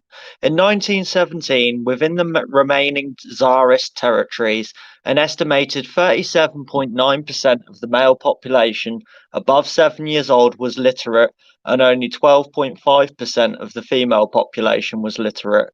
Lenin's views on literacy were rooted in its economic and political beliefs. Without literacy, he declared, there can be no politics. There can be only rumours, gossip, and prejudice. The Lickbez campaign was started on December the 26th, 1919, when Vladimir Lenin signed the decree of the Soviet government on eradication of literacy among the population of RSFSR. According to this decree, all people from 8 to 50 years old were required to become literate in their native language. 40,000 liquidation points were arranged to serve as centres for education and achieving literacy. So when the Bolsheviks took over, the Russians could barely read, they could barely write, and they were still living back in the 18th century. And if the Germans had come knocking at the door and they were still like that, they'd have been absolutely wiped out. If it hadn't have been for the Russian Revolution, then Russia would still be stuck in the past. But Nordic, if it hadn't been for the Mudflood and the loss of Fortean in 1812, the Russians could have still been thanks. Thanks, Lizard. So brake discs are often made of grey iron. Yeah. Melting point. This is interesting. The melting point of grey cast iron is around 1260 degrees C. And can anybody remember the melting point of aluminium? 2000 odd, was it not? Yeah. So why is the aluminium in a puddle and the brake discs and calipers are fine? Aluminium absorbs heat more readily than iron. Does it? I'm not sure how each one behaves with microwaves, but it is a strange theory, right? What if jet fuel does melt steel beams, but jet fuel is not paraffin or kerosene, as the colonials call it, but it's actually some super advanced, really high power thing, which we don't know about. See? Jet fuel can melt steel. Magic, you don't basically. Need to melt the steel. You don't need to melt the steel. You just need to weaken it below 70% structural integrity, and then it'll start to bend. Yeah, it still doesn't account for how the buildings vanished into dust, though. That bit's still a bit weird. Indeed. But they didn't vanish into dust. They fell over. Are we going completely off the rail? I think we're starting to go off the rails here. Yeah, back on Mudflood. Get back to the reading. So far, we've dealt with earthquakes and black mists, thunderous booms and orbs, a comet, and even a wild man. Also, the White House burnt down. That's all fine and dandy, easily explained away by science journals and other monthly subscriptions. But now you're probably wondering at this point, what could possibly account or explain away a second sun over Moscow on the 14th of September 1812? Perhaps the same way in which we are to take into account the highly unusual method of destruction exemplified by the 2018 California fire. Well, that was Trump's. You've probably seen photos of the fire's ability to destroy entire rows of tract housing while leaving the trees surrounding them completely green and unsinged. If this little detail has passed you by, then you may want to rethink the nature of the narrative. Hobbit, isn't there quite an easy way to explain this? Isn't it swamp gas over Venus? No. Well, trees don't set light because they got water in them. Like houses are dry, aren't they? Generally. Well, we know it's not 5G because 5G kills trees, right? Well, also, I know because I used to listen. I used to listen to Michael Savage. But Michael Savage was saying apparently, was it Michael Savage or somewhere else? But apparently, what the Californians did in their infinite wisdom was they installed eucalyptus trees, and eucalyptus trees pretty much explode when they catch fire. So this is why the California fires were so bad, because basically whatever's in eucalyptus trees is basically an accelerant. The ultimate shitpost, 100 years in the making. Exactly, that's it. Yeah. Right, was it the melting point of aluminium you wanted to know, or the boiling point? It's 2000. Well, it's just the melting point of aluminium is higher than the melting point of the brake disc. Nothing to see here. Moving on. Nearly twice. I will say that the melting thing of the stone is very interesting, because I think it's Göbekli Tepe, is it? That seems to have damage of like melted rock. Tepe. Göbekli, that's it. Göbekli Tepe. Well, just on eucalyptus trees. So what am I on? GardeningKnowHow.com. So the blue gum variety of eucalyptus trees were introduced around the 1850s as ornamental plants and as timber and fuel. So are eucalyptus trees flammable? Well, in a nutshell, yes. These beautiful stately trees are filled with aromatic oil, which makes them highly combustible. The picture of this the picture this paints of California and other areas experiencing serious eucalyptus fire damage, so that could be a part of it.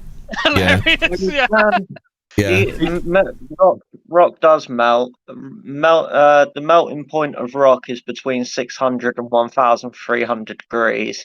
To melt a rock, turning it into a substance called magma. Yeah. And all I've seen of magma and pyroclastic flows, they do not form hexagonal patterns like the Giant's Causeway in Ireland. So, Hobbit, you've not heard the theory of what the Giant's Causeway is yet, have you? What is it? Have you heard the theory that it might be an ancient tree stump? Oh yeah, have you heard of that yet?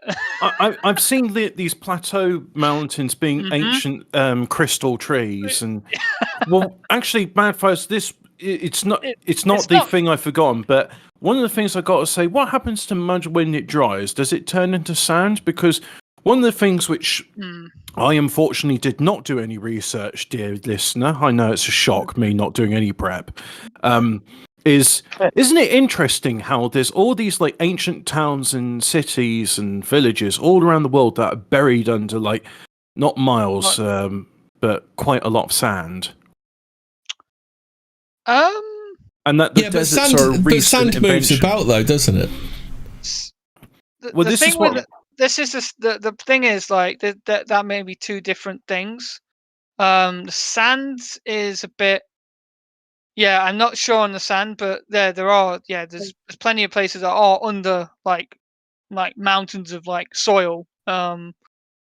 Supposedly like, and I think he mentions in here like 50 inches of soil. I think the R in Joe R stands for rabbi, because he said the eucalyptus tree has recently been voted the most Israeli tree by the citizens of Israel. Yeah, no, I think that there's got to be some sort of relation between the recent invention of deserts and the mud flood, and they probably serve different.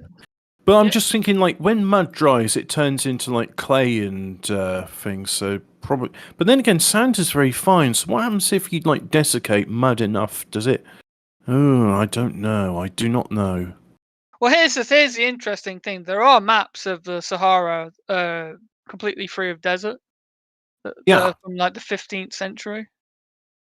It's kind of so. It's also does the type of soil have an effect on whether you get sand or not? Yeah, because there's sandy and clay-like soils. Yeah. So I was saying mud is clay, whereas sand is sand. But the thing about that as well is that those 15th century maps, like I think the famous one is the Piri-Reis map. Yeah. That's also where you get Antarctica shown, and Antarctica's got forests and green bits in it. Yep. Mm-hmm.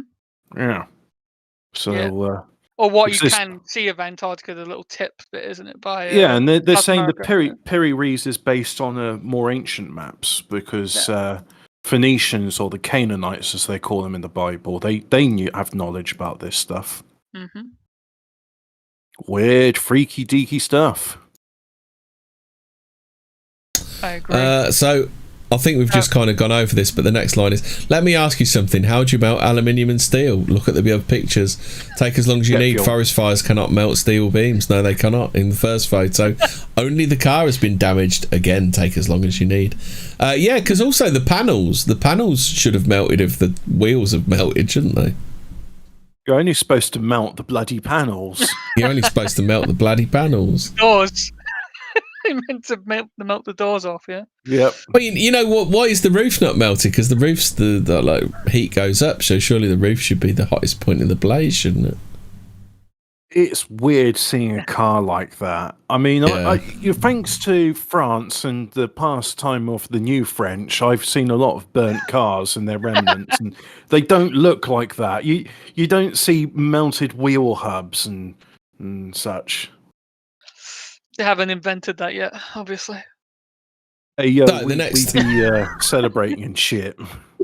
So the next bit is will the real Cossacks please stand up? When making mention of Napoleon's advancement towards Moscow, I may have overlooked one tiny but perhaps not so insignificant detail, and this would be the Cossacks. On June 19th and 10th, 1812, Russian General Matvey Platov engaged Napoleon in a battle at a place called Mir. With him were 8 Cossack regiments. Little is known to us regarding the old world. Did the Cossacks wipe the floor with their excellent posing and breakdance technique? Yeah. Tell me it was a rap battle. It's a rap battle with Napoleon. Little is known to us regarding the old world Cossacks. Records are scarce, and you forget the horse riding, don't you? Spinning all over the horses as well. They do that, don't they? Breakdancing on a horse.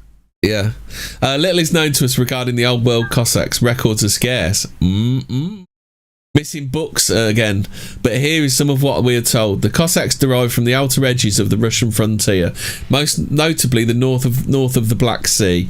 Their society was ethnically diverse, with some of their origins being rooted in Scotland.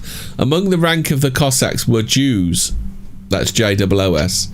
We will later come to know them as Bolsheviks. Oh, right, he really does mean Jews. Yeah. And the Bolsheviks, as we know, struck back with the Ashkenazi Jews' takeover of Russia in 1917, crossed out Woodstock in 1969. Woodstock, in an upcoming paper, I may decide to stick my nose where it doesn't belong and dare to ask the question, are the Tartars Phoenicians, and more importantly, are the Phoenicians Jews? That is all for now. What we are being told, and I use perhaps loosely as another narrative altogether, whenever the Cossacks are fighting for Russia, we see at the Battle of Mir they're called Cossacks, but when they destroy Romanov troops and invade Russian cities, as we see with the Russo-Crimean Wars, they're called Tartars. Were the Cossacks with Alexander against Napoleon, or alternately, were Napoleon and Alexander unified together against the Cossacks who were tied to Great Tartary? Hobbit? An interesting question. No, he's not. He's gone. Two heads to the same bird. Alchemists everywhere. Napoleon Bonaparte's entire narrative against Great Britain and her allies is undeniably suspect. I pull one leg out from under the table and the whole establishment collapses. In their correspondences, Alexander I and Napoleon Bonaparte referred to each other as brothers. Right away, just looking at the above centennial medal, we should recognise there is cognitive dissonance which probably deserves a battering ram. Alexander I and Napoleon Bonaparte were friends, very good friends, the kind of like Union General William Tecumseh Sherman and Confederate General Joe Johnson. The Virginian was a pallbearer at Sherman's funeral, but that's a Napoleonic war for another time.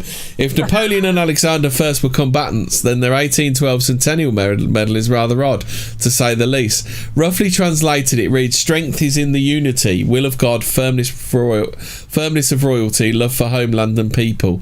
And if this doesn't scream bromance, the picture here, I don't know what to tell you guys. They look like they're very good friends there, don't they? They look like they're ready to post physique together, don't they? This is 1812 post physique. It's 1812 peak physique posting. If I'm not mistaken, that's Alexander I and Napoleon Bonaparte, and they're kissing. Ooh. You may have noticed how the Centennial Medal cleverly unified both men Napoleon and Alexander I with a double-headed eagle. If not, then scroll back up and let me know when you see it. It's wedged between the years 1812 and 1912. So is that the one on the book, is it? Romanovs are gay, confirmed. Yeah. I'll wait. I can't stand the "I'll wait." It's a bit fucking girlfriend, isn't it? Yeah. Okay, I'll wait. I'm reading. I like this guy's writing style, to be honest. I like it. It's a bit. I'm getting shades of the Brutus Diaries. This is precisely why it's important to have eyes to see. The occult thinks people are stupid and won't even notice a two-headed eagle on a coin or a flag or a plaque, let alone a branch in a tree. And for the most part, it's true. Point out the defacement of the sky above our heads and in something we've long called chemtrails, and people are like, nah. You're so wrong about that. He's like a sassy teenage girl. Did you see the post physique posting, Hobbit? No, this bit. Joe R, like it says, Phoenicians got to America and Minnesotan copper, 4th century. The Phoenicians had like copper mines in the 4th century AD, Anno Domini, year of our Lord. Well, doesn't this go along with the Mudflood and the changing of history? The waves of people going to America. Mm-hmm. You know, because it's been proved that the Vikings went there. You know, but they go, oh no, it's definitely only a one-off. Yeah, even though they went there first, it's still Columbus who discovered the New World, right? Holy shit! This gets a bit current day in a minute, doesn't it? Anyway, this is why it's important. Where Cole thinks people are stupid. You're so wrong about that. In recent months, the media has finally admitted to what we've been saying all along, that they're engineering the weather, and the people are like, our government knows what it's doing. Okay.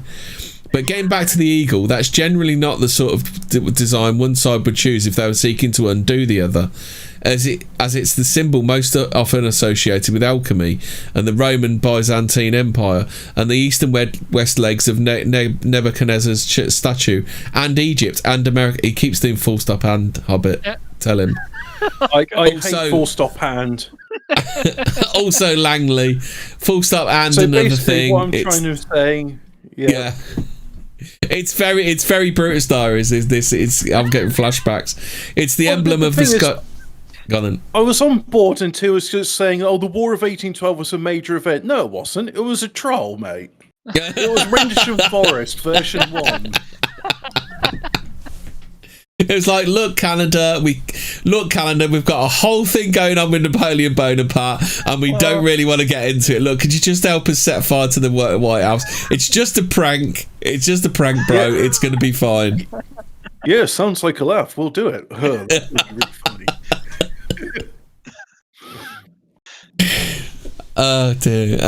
Anyway, and another thing, it's the emblem of the Scottish Rite, first accepted by Freemasonry in 1758. This dun dun dun. I need to get that fucking drop, don't I? This would be the very year when the body calling itself the Council of Emperors of the East and West was established in Paris. Where are they now? Gay Paris. Gay Paris. Remember George Floyd? Hobbit, do you remember George Floyd? No, I never heard of that name before. Yeah. Who's that guy? He's George. Well, in case you didn't know, he's the black man whose neck was knelt on, for the matter of 8 minutes and 46 seconds by a white actor crossed out and police officer named Charles Chauvin. The double-headed eagle was a pronounced tattoo on his chest. How easily we soon forget Floyd and Chauvin worked together in a nightclub. Total deal breaker, if you ask me. Girlfriend. Did I just have a brain go wrong moment? When we talking about mudfloods, what's Coon got to do with that? Wait, it's about Napoleon and Alexander being totally bros. What's a blue gum eucalyptus tree got to do with Alexander being bros? I'm struggling to follow along with this. Oh, so the eucalyptus thing was me. I was saying that, maybe the California fires weren't a directed energy weapon. Maybe it's all the eucalyptus trees the fucking dopey government fucking planted there and did nothing about. You see, this is what I like about Anglo wars, because, you're going to die and there's going to be violence, but it's going to be funny. We're going to totally troll you, bro, at the end of it. This is why we need to have colonies, so the Canadians can have their planets and the English have got their planets, and we'll have interstellar warfare amongst one another, but for totally ridiculous reasons, we don't like your Capitol building on your planet, so we've replaced it with a giant pink dildo. LOL. The problem is that he's now discovered. I think he only discovered this halfway through we wrote the article, but he suddenly discovered the strike through. So we've got quite a bit of strike throughing going on now. He's like Brutus, but he's discovered the strike through. That and the worldwide Confederates. Buildings made the West great, my friend. Sorry about that. I just had to interject. The great phallic buildings. Yes. Are you still up about the great? Are you still upset about the Great War of 1812, or do you get the joke now, Stash? I wish you guys won. What can I say? We did. We did. We set fire to your building. It's we set fire to the White House. We totally won, bro.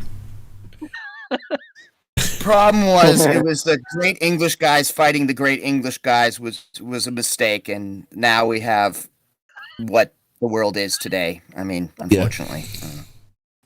That was just a weird Mason fight, wasn't it? Anyway, sorry about that, guys. So anyway, that and the worldwide Confederate statue ceremony to follow, sponsored by Black Lives Matter, was nothing less than a Langley production. That's the reason why the Phoenix strike through eagle is most often depicted as black. It's because he's risen from the ashes, resurrected. We live in a world where alchemy is reality and chaos rises from the fiery ashes of disorder. It was Confederate General and 33-degree Freemason Albert Pike. The problem with Albert Pike, he makes me think of that serial killer, Summit Pike, the one who put the pins in his scrotum, which really fucked him up when he got electrocuted in the electric chair. Every time someone mentions Pike, I just keep thinking of Christopher Pike. So, no one ever thinks. Poor old Albert Pike. No one ever thinks of him even when his name's mentioned. Yeah. Literally, who? I was really important. I founded the model. Yeah, you're in Star Trek, aren't you? Albert Pike, who accredited the double-headed eagle as nothing other than the Philosopher's Stone. The eagle signifies a dual nature, male and female, sun and moon. Napoleon Bonaparte and Alexander I struck through. Fire and water, the active and passive principle. Such unification is the Philosopher's Stone, the third and central pillar of Freemasonry. Dun dun dun. I'm surprised in this essay, seeing as he's doing all these free associations. Why hasn't he made a comparison with the double-headed eagle, Phoenix, to Janus, the god of gateways and doors? I found out this. I also found out this. No one knows who the fuck Janus is. Oh well, he's the Roman god of January and doors, and you look back and look forward, and it's a double-headed thing. And I found out there's all sorts of Roman gods I didn't know about. Did you know the Romans have not one, not two, but 3 different gods to do with the excrement, sewers, and toilets? No. And one of the first episodes of Beavis and Butthead, where a monster truck runs over a porta potty and it summons the ancient spirit of Stoculus, and it's Stoculus was the Roman god of excrement and manure. What? It's real. Well, the Romans were good at shit posting. Can't say that. Not as good as the English. No, not as good as the English, but they had to go with their names like Biggest Dickus and Glutamus Maximus. If you want this described in epic cinematic terms, Joseph Campbell, the man who wholly inspired Star Wars, wrote, Is he the one that he did the holy book? Was it Flash Gordon also inspired Star Wars? Because basically you want a thingy. Yeah, so not entirely. You know, he needs to have a bit of word. He needs to work bone up on his nerd lore. The aim of alchemists was to achieve not a terminal perfection, but a process ever continuing, of which their stone, the lapis philosophorum, should become at once the mod. Doesn't lapis mean rabbit? Should become at once the mod. Oh, okay. Should become at once the model and the catalyst, a process whereby and wherein all pairs of opposites, eternity and time, heaven and hell, male and female, youth and age, should be brought together by something midway between perfected and unperfected bodies. I'm not sure I want to see halfway between male and female. I mean, like, I'm trying to think, like, not Prince, but I'm sure there's a lot of pop stars. Yeah, like hair metal and Kiss and stuff like that. Noel Fielding's an example of an androgynous character. He's got Jimmy Savile. I was going to say the nonce in training. Yeah, he's the new Jimmy Savile. Whatever was ultimately going down in Russia cannot be separated from secret societies, nor can it be separated from the methods by which they operate. 1812 had something to do with the spiritual perfection of man. Napoleon was a wizard. You're a wizard, Napoleon. Oh, Hobbit, close your ears. Close your ears. You're not going to want to listen to this. I recently stumbled upon an article in Snopes that was tried terribly hard to disprove Napoleon was a Freemason by claiming that he may have had a habit of making Freemason postures with his hand in several of his... He's not a Freemason, however, he does have all the traits of a Freemason. Jesus Christ. Didn't Snopes come up recently when you know Joseph Biden said, like, someone was criticizing him and he says, yeah, they also say Democrats suck the blood of children and babies. And then Snopes did a thing like, do Democrats suck the blood of children and babies? Mostly false. Mostly false. Mostly false. Mostly false. Most of them don't. So most of them don't. Is that what Snopes is saying? Biden, right? Yeah, Snopes has debunked the claim that Democrats suck the blood from children and babies. It's mostly false. So they just do direct blood transfusions. So the truth of the matter was that his artist was a Freemason. The truth of the matter was his artist was a Freemason, and the Empress of France was gullible to Freemasonry. Sigh. That, or he simply had some stomach issues. Oh, just sigh. Make it stop already. Is this a snarky teenage girl that wrote this fucking article? What? Is Brutus trying to get in on our show? This is what Brutus has been doing. This is what Brutus has been doing. He's learned how to strike through. Has Brutus actually been learning? It's just like, right, I've been using basically what I'm trying to say is too much. I'm not going to use that at all in this essay. If this thing ain't that, Emmy, what are they then? Do. I don't know. I don't quite understand it. Can you translate for me? It's Hobbit. I don't quite get it. That regular guys don't like, right? That's what Snopes is. They figure out what regular normal people don't like, and they just write it, right? Yeah. My slogan: if ever I was to have a tattoo, it should be like, believe the opposite of what Snopes says. Yeah. So he was a Freemason then. No, he wasn't a Freemason, but his painter was. His painter? Was he an Austrian painter? Probably. That was a weird thing. Like, more of this. All the time. More of this Brutus shit. I don't know how else to break it to you, but Napoleon was the Emperor of France. Just read my paper on Versailles, the Copernican Revolution hoax. Bonaparte was in the know. Let's see who else in history had stomach issues. Who is this then? Let's have a guess. George Washington. Who do you think this is? Yeah, you've heard down. They're all holding on to their tummies. Never mind the hand. The dude's missed the camel toe. Look at fucking George Washington's camel toe. Look at that fucker. I tell you that there's To use the modern meme, there's someone with cock confidence. Karl Marx hasn't, has he? Look, he's trying to cover it up there. When I was a kid, I thought Karl Marx was one of the Marx brothers. Well, he is. He's the unfunny one, isn't he? Oh, yeah, but John Wilkes Booth wasn't a Freemason. He was just getting his gun out.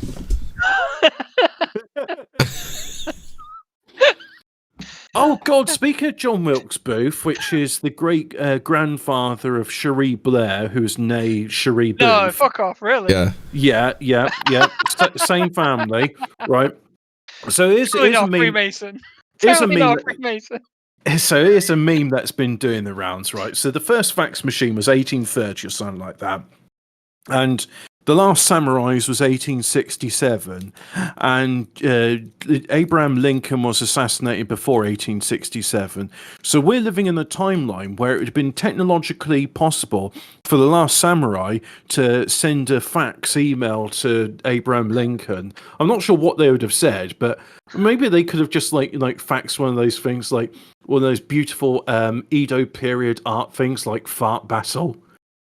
I always keep thinking of like Japanese culture, and there's this one where these men and they've pulled their trousers down and they're farting at this dragon to make it fly away. Anyway, Mudfloods. I don't think we're going to do this in one sitting. That was the Japanese Mudfloods. I'm gonna have to start pricing some of this stuff. I can't read it out verbatim. So another explosion in Indonesia in 1815. Mount Tambora blew. Cover it verbatim. Are you trying to cover up? Hemi's in on the conspiracy. Do you want to read a bit, Hobbit? Let's see. You're up at what's that? Darkness covered the face of the earth. You've just gone past the last paragraph. George Washington's camel toe. So yeah. Was George Washington a woman? Have we uncovered something here? No, yeah. George Washington had confidence. So he had badge confidence. Here we go. The most destructive explosion on Earth any time in recent recorded history, recorded emphasis added, happened in Indonesia in April. Was that Mount Krakatoa? Mount Tambora eruption blew 13,000 foot high, according to the official narrative, and it's called a VEI-7 event. I had to look this up. A VEI-7 event will produce something in the ballpark of 100 kilometers squared of ash cubed. Oh yeah, cube. Sorry, of ash and pumice deposit. Oh, I bet everyone's feet were all right after that, then, weren't they? Well, they weren't buried under the ash. This includes large measures. They had a pumice stone to clear all the shit off shit out of their pores, didn't they? Yeah, you got to exfoliate after you've been covered in 100 100 cubic kilometers of ash and pumice. So that's anyway, a small price to pay for a nice bit of pumice, isn't it? This includes large masses of sulfur, carbon dioxide, and other volcanic gases, all of which are expected to circle the Earth many times over. At any rate, all of which are expected to circle the Earth. What do you mean expected? Why are you writing in the future tense about a historical event? At any rate, the ash flowing from Mount Tambora eruption is estimated to have covered 3/4 of the Earth. On the 18th of February 1815, the War of 1812 in America came to an end. Anyway, for Napoleon, the Battle of Waterloo went down on the 18th of June 1815. Darkness dominated that day. The Mount Tambora eruption. 18 3/6s, dudes. You missed out on that one, Hobbit. You missed that one, didn't you, Hobbit? 3/6s? 18's 3/6s. 18's 3 times 6, isn't it? So they're saying it's because of Mount Tambora. In the midst of the chaos, 1812 was the year that the waltz was introduced to England. Critics found it disgusting and vulgar. Yeah, I agree. Oh shit! I've just seen some. So February's the second month, yeah. So that's 2 plus 18 plus 1,815, yeah. But then you've got June the 18th, which is the 6th month. Yeah. And don't all those digits add up to the same number? How could you know all this if you weren't in on it? These wars, they do certain things to them, like with World War. World War One, they were doing that 11th month, the 11th hour, and the 11th day, and the 11th second. It's like, you would get it. You really like 11. Anyway, carry on a bit. 11, that number. So my numerology didn't work out because it adds up to one more than the other one. Fair enough. So 1813, pineapple and coffee would be planted in Hawaii. Oh, hang on, I've skipped ahead a bit. The Brothers Grimm published Rumpelstiltskin in 1812. On May the 3rd, no, the 3rd of May... They were still alive. I always thought those things were like years and years old. Yeah, 1812. On the 3rd of May, US passed its first foreign aid bill to aid Venezuela earthquake victims. On the 11th of May, British Prime Minister Spencer Perceval was assassinated by John Bellingham in the lobby of the House of Commons. That same day, citizenship was granted to Prussian Jews. What a coincidence! Had hilarious consequences. And within the week, the first Russian settlement was established in California at Russian River, just west of Sacramento. Elsewhere in the world... Was it called Russian River first or after? I assume like Germantown, it's one of those things. Elsewhere in the world... That'd be quite funny if they accidentally moved to Russian River. Yeah, just, this place is named after us. We all settle here. Elsewhere in the world, the ruins of Petra were discovered by Swiss explorer Johann Ludwig Berg. Anyway, 1813. Yeah, that's it. In 1813, pineapple and coffee would be planted in Hawaii. America received its nickname Uncle Sam, apparently in part to Samuel Wilson. I always thought Samuel Adams, a meat packer from Troy in New York. Booze Hobbit. Imagine being named after a meat packer. It's kind of good. Yeah. Well, at least they weren't named after a fudge packer. Anyway. That was the obvious joke, Hobbit. I was going to make that one, but I thought it was just a bit too obvious. So he supplied barrels of beef to the United States Army during the War of 1812. The American government formed the official office of the Surgeon General and passed an act to encourage vaccination. Boo! What, in 1812? Yeah. What? Hang on. I think vaccinations... I want to look that up. Or maybe someone in the chat can say when, what's his name? Louis Pasteur did a vaccination. The first federal endorsement of medical practice in American history. Back in Europe, the Russians finally defeated the short-lived Kingdom of Westphalia, vassal state to the First French Empire, which was ruled by Napoleon's brother Jérôme Bonaparte. In Vienna, Beethoven's Symphony premiered. 1812 was a very strange year indeed. Dun dun dun. So basically, the whole article was about how history is kind of like full of these mistakes and like it's a lot of stuff happening in 1812. Yes. Catastrophic stuff and then stuff that doesn't make any sense. Do you reckon that was just like where should we put it? Let's stick it in 1812. Yeah. Well, this is it. This is part of what leads on from the Mudflood thing is kind of like the historical then revisionism. So we have the history of like Russia and Tartary and everything else. And that's where it gets lumped in with the Mudflood and like Tartary. It seems to be like one and the same thing that people talk about. Emmy, when you were doing your numerology bit, the chat said that's number wang. What does number wang mean? That's number wang. Oh, you've never seen Number Wang? No. It's one of those parody game shows where people just say a bunch of numbers and then there's like, that's Number Wang. Right. Okay. If I don't know, do you want to play the video now of of Number Wang? No. Oh yeah, no. I mean of the place covered in mud. Right. Let's have a go. Wait, which one is it? Hold on. The video I posted. I'll find Discord evidence first. and theories. Ian's got a video of the mud, but I don't think we can show it on YouTube. Yeah, I think we'd probably get struck for it. Right then. Probably just a bit. Right, so here we go. Do we need sound? Yeah, could do. I don't think there is any yet. Can't hear anything. That's Number Wang. No, I can't hear anything. No one else hear anything. No, I can hear you, and that's it.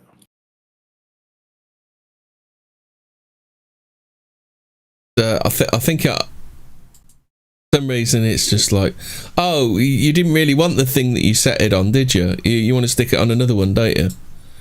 Oh, Windows 10 loves doing that, where it's like, hey, you know, your sound preferences, they're not really, are they? You didn't mean Many it, did people you? say, look, these are just basements. We're just going to revert that back. And every time a understand Windows that update houses comes have through, we're just going to basements revert that and, back for you.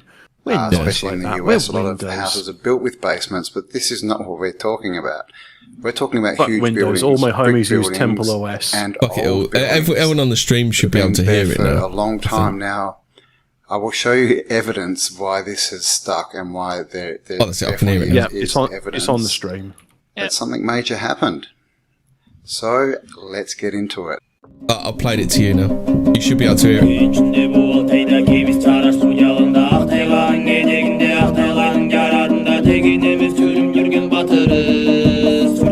I need to watch all of this, or is there just a certain bit? Okay, so this is a thread on stolenhistory.org.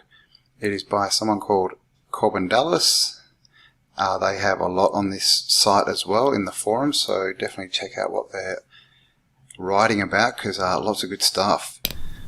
So in this thread he starts off, hey mainstream pseudo-archaeologists, why are you hunting for arrowheads, Chinese pants, Egyptian socks, leather shoes and other nonsense?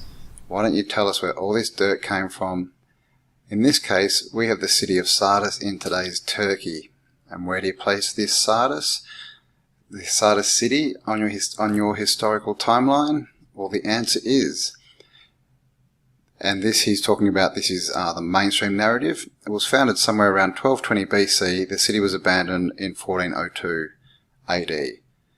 Pseudo-historical punchline. However, once the Byzantines retook Constantinople in 1261, Sardis, with the entire Asia Minor, was neglected and the region eventually fell under control of Genghis Emirs. The Cayster valleys and the fort of the citadel of Sardis was handed over to them by the treaty in 1306. The city continued its decline until its capture and probable destruction by the Turco-Mongol warlord Timur in 1402. Pseudo-archaeologist. So, where did all the dirt come from? Did it fall from the sky? Blah, blah, blah. So. In general, why do you always have to dig stuff out? Who buried all these artifacts? And that is a very good question. Why is everything found underground? And they tell us stuff that, you know, is only 500 years. You know, some of this stuff they find meters under the ground. And they date it to like 500 or 1,000 years ago. Well, like Time Team all the time, and they find it at the level that they say they find dinosaur bones. It's just stupid. Dinosaurs are a hoax. They're dragons. So, this person, I'm not sure, TB has it covered. The disaster came to the great city under the reign of Emperor Tiberius when in 17 AD Sardis was destroyed by an earthquake. But it was rebuilt with the help of 10 million sesterces from the emperor and exempted for paying taxes for 5 years. It was one of the great cities of Western Asia Minor until the late Byzantine period. What else could they use to explain the dirt? Here's some pictures. So this is Sardis. They did an archaeological dig. And here we go. This is 1910, I believe. When you look at the scale, like that dude at the bottom, and look at this. How far underground they are? Here. Got a big column, completely under the dirt. Back then, poor fuckers didn't even have a JCB, did they? Nice no artwork on it. And these guys are digging out with shovels. Here we have another one. And you can clearly see columns completely buried. Now, I mean, what is that? You know, if that's 2 meters, 2, 4, 6, 8, he's not probably 2 meters, but that's a good 6, 7 meters. Here again, more, and this looks like one of the columns is smashed over, and you can see it's like they're carved in discs and put on top of each other, but there also seems to be different ways that they were constructing these columns. Some are filled with rocks and some kind of cement, and then they've got like the facade put on them. Others seem to be hollow.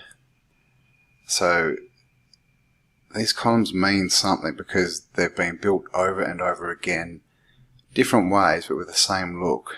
and no doubt the same function. Here we have another one, and just look at the size of this. Look how wide it is compared to this dude. And you can see if he's standing here down here at the base of this column, he would be like this high. And it's wider than he's tall, no doubt. So here we go, more. This column's just completely. Those columns are absolutely massive, aren't they? Under the ground. Mm-hmm. Make you wonder what it was holding up, doesn't Holy it? shit. So there you go. I mean, come on. What covered these up? Here we go. This is when they've uncovered a few more, and look at the size of them. It's a big, no doubt what they would call a temple, but it's a big building of some kind. Everything was a temple in the old world, right? You see, this one's been smashed away. A temple or a funerary place. So, like that have been stacked up. Definitely not power stations or anything interesting. Now this... No. Did they put those trucks in there, or they were in there already? So this is Sardis City around 1402. Now this 1402 was when there was an earthquake. And this is how it looked in 1836, with just 2 pillars sticking out of the ground. And you see these kind of pictures everywhere in these old sort of black and white photos and pics. That like this kind of thing is very common. And look what happened. They went in and they dug it out, and you can see right there, that's the ground level. You can see here, you can see the top of another one. So you can see the tops of a few little bits and pieces, because see, looks like the top of a couple of those are sticking out, and these are the 2 bits there. And all this was underground. No one knew it was there. It's a photo. And underneath that is a full temple. There's another old picture. Jesus. So people believed that there was nothing there but these 2 pillars for hundreds of years. But this was actually underneath it. Okay, now this is a town called Herculaneum in Italy. And as you can see, it was buried in AD 79 by Mount Vesuvius when it erupted. And it remained buried for 2,000 years. And here is a bit of it, and you can see how thick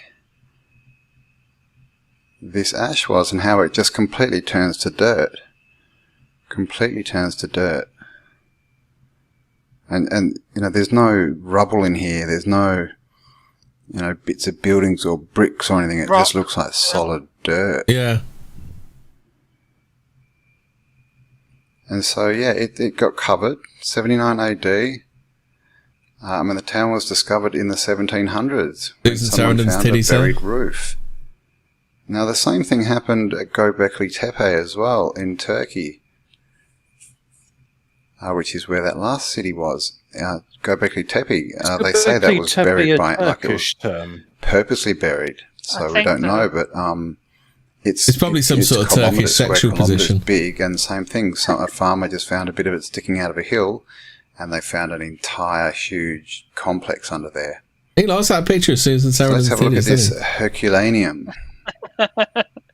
This is what they've uncovered, an entire town. Look at this, and you can see here, and in the background, look at this. Okay, they're built on this new level. This is the new level here. And they're all up there, these new houses, and this is... Because it's not a mudslide, is it? Because that stuff would have been fucking wrecked, wouldn't it? Over the roofs. Yep. Any kind of foot, it's like literally like it just settled in place around it. And here well, it was carefully filled in. You can see here, these are just the top stories. They'd still go down further. They're still excavating it. You imagine like the man hours back then it would have taken to like fill something like that in. This was literally all under the ground. Using, no one was there until the 1700s. Just man and it's a whole town. With a shovel.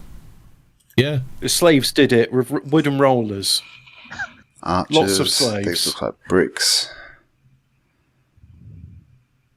Nice arches there, so it's good work. Got the walls. So there you go. This is what happens.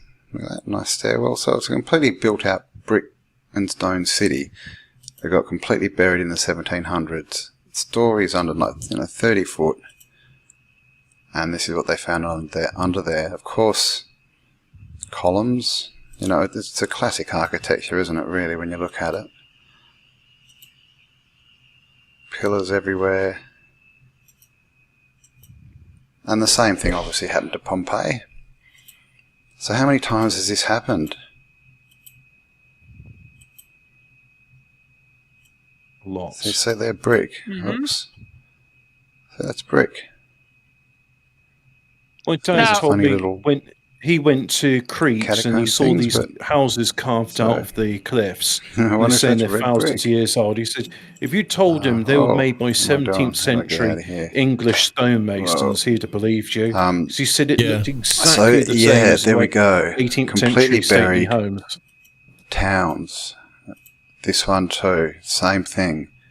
Buried like that. Completely under the ground. He won't show the... Oh, he did earlier, didn't he? Before night. And here's another one. This one is in India, and you can see they haven't started really uncovering this one yet, but it's just, that's the top of some kind of building. You can see it looks like a doorway or a window there.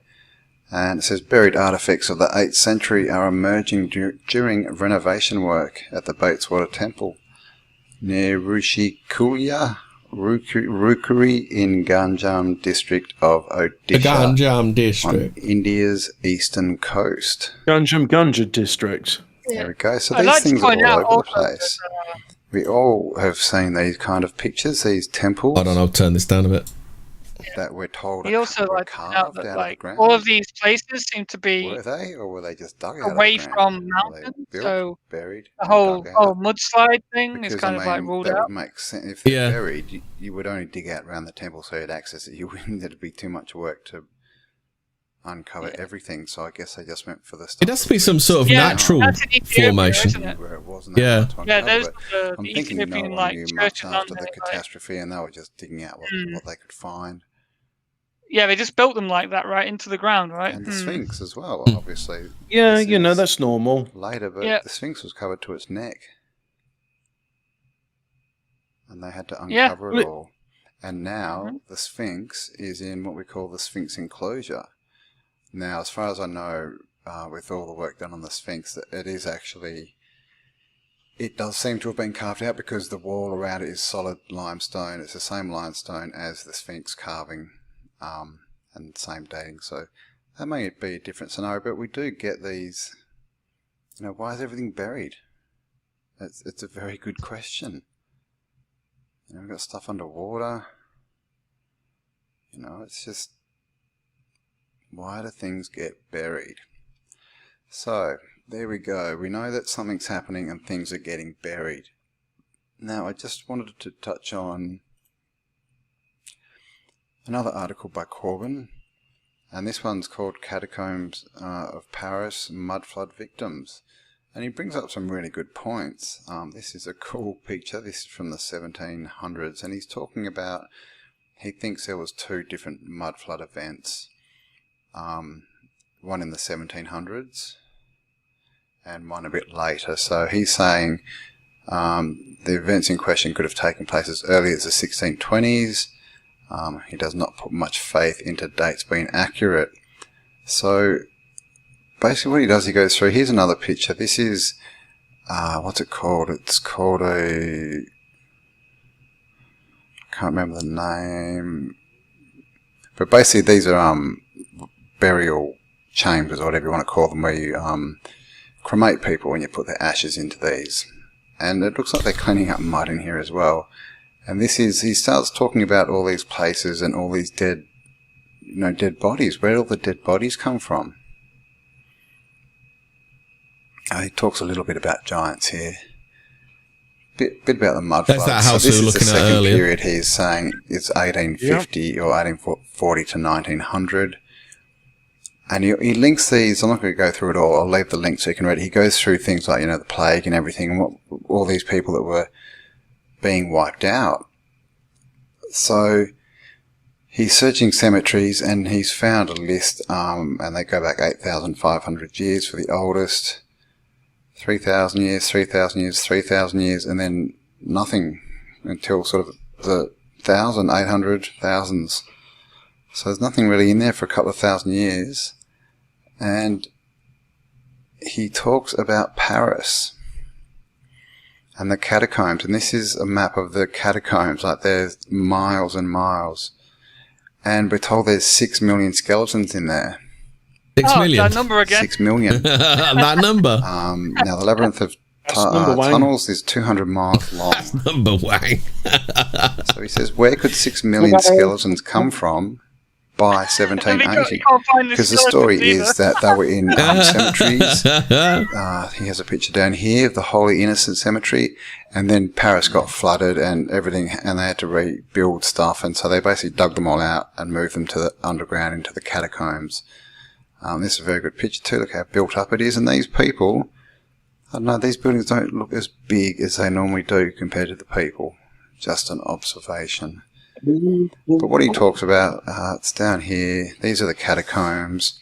These people. And then he's 6 million skeletons. Where did they come from? And he goes through the populations of Paris every sort of 50 years or so. And if you add all these up, it's not even. It's under 3 million. So it's not even enough people from the year 29 BC, which is when it was founded. He thinks that because that's the best date he could find when it was founded, and up to 1750 when they built them, and it's not even half of this number. So where did they all come from? He's suggesting, is this, were all these people from the Mudflood, but they killed in some catastrophe? Millions of them, and they sort of had to hide it all. Because also, look at this.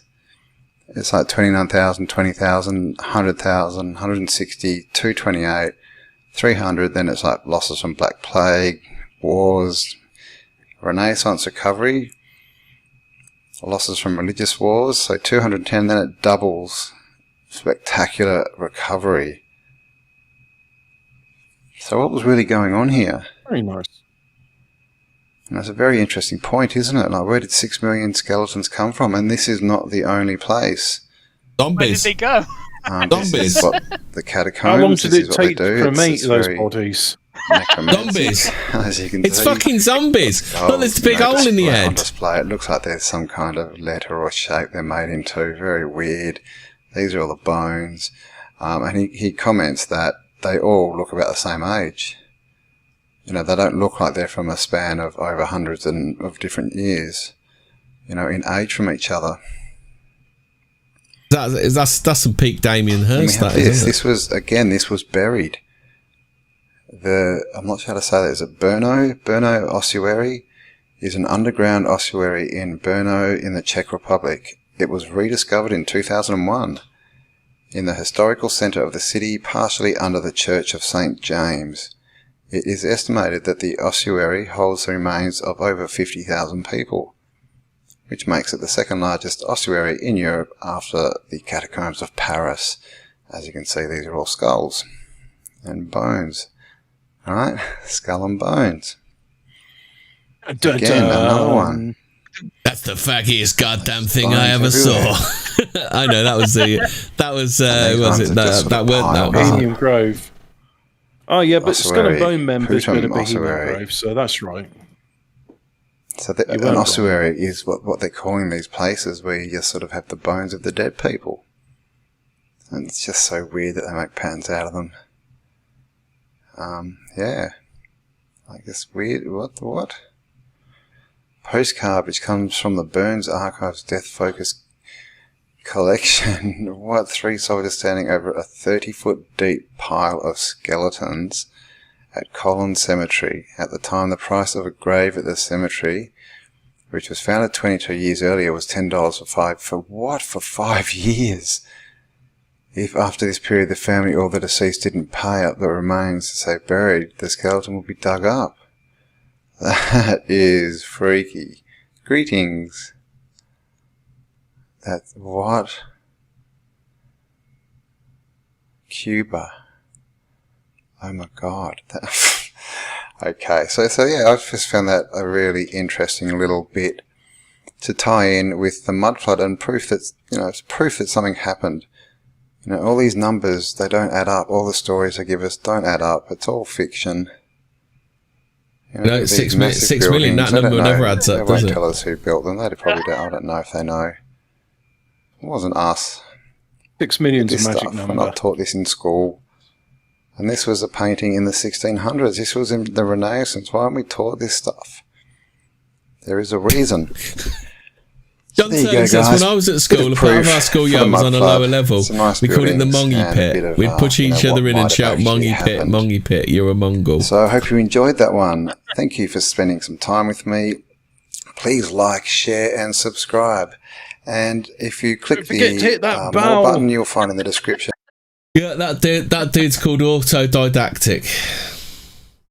But as we can see there, like there's obviously something has happened. There seems to be a load of dirt appeared over. Yeah, because these places, like again, with like the first example in this guy's video, like in Sardes, was it? Yeah. Why did they abandon it? Like, how do you let like fucking 10 feet of like dirt accumulate? You know, if you're living in the place. Well, have you ever seen Turks? They are dirty people. But even, come on, give them a benefit of the doubt. I mean, you could use a broom, right?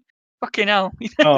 Yeah, but I'm also thinking that would work, except for the fact that Turks weren't always there. I mean, before it was Greeks, so yeah. You know, Timur didn't just turn up and be like, you know what, I'm going to conquer these 2 pillars. Yeah, that's right. So something happened, and a load of dirt in a very short amount of time filled that place in, just like with Pompeii, just like with Herculaneum. Like, this is what we see in all our cities as well. It seems to be that like nothing is disturbed by the buildings themselves. It's just dirt is now on a higher level. You know, the earth has risen around them.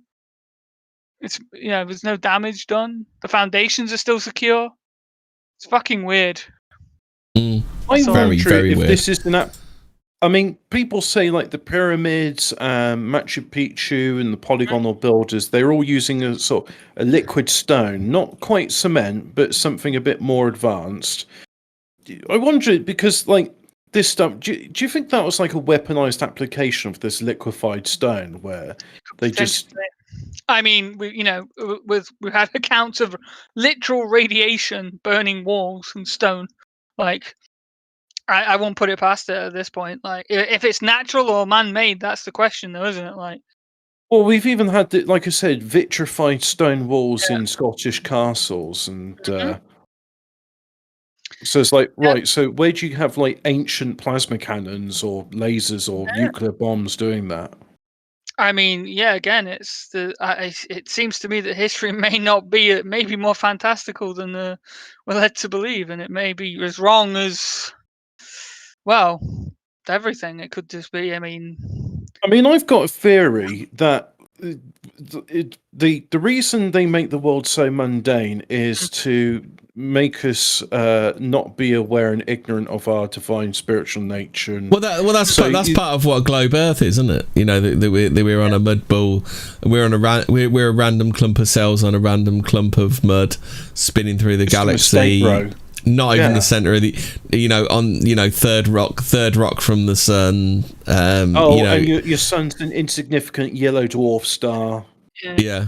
You know, trying to shit on our sun as if they could win against our sun in a fight. I mean, I like to see Neil deGrasse Tyson versus our sun.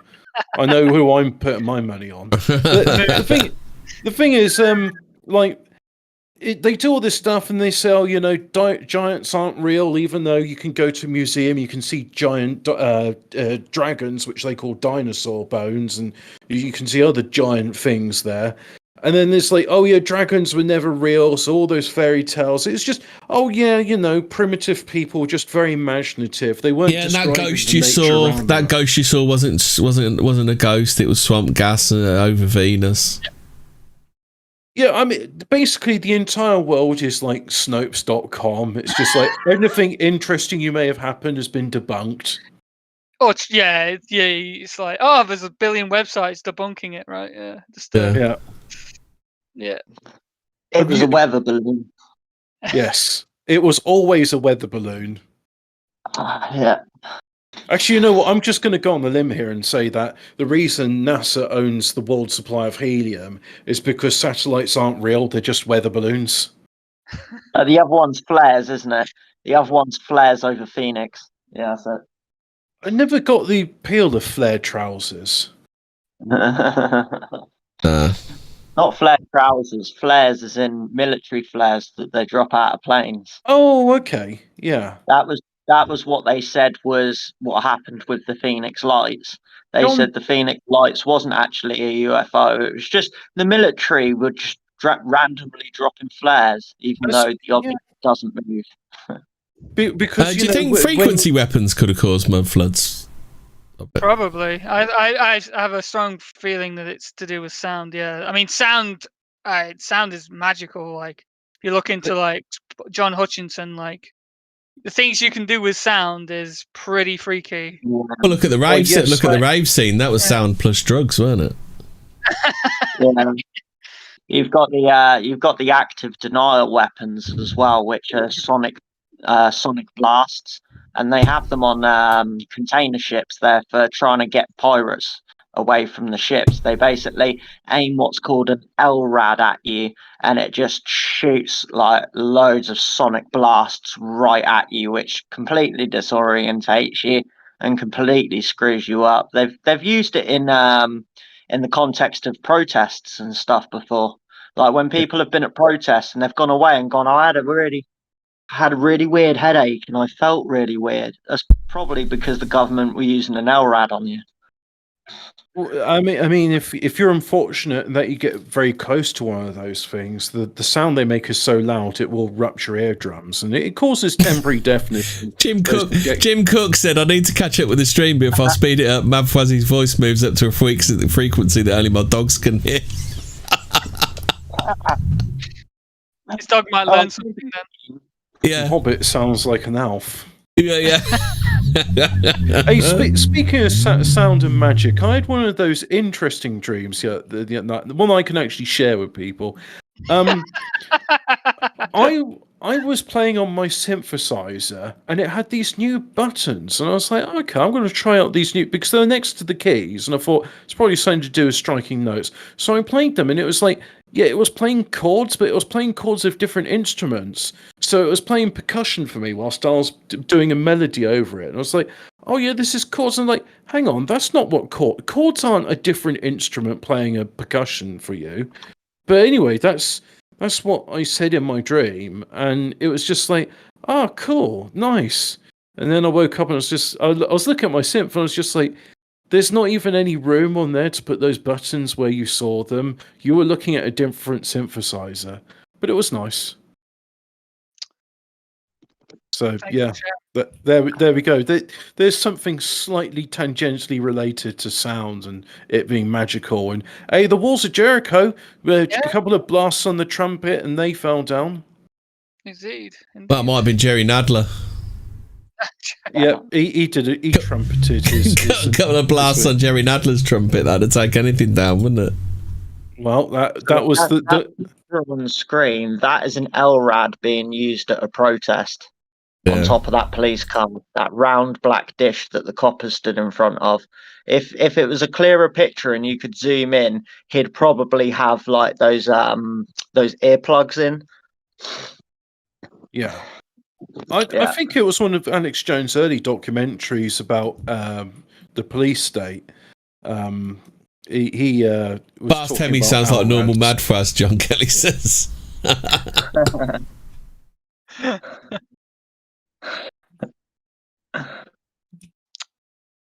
Mad Faz doesn't talk that fast. Oh, what is that?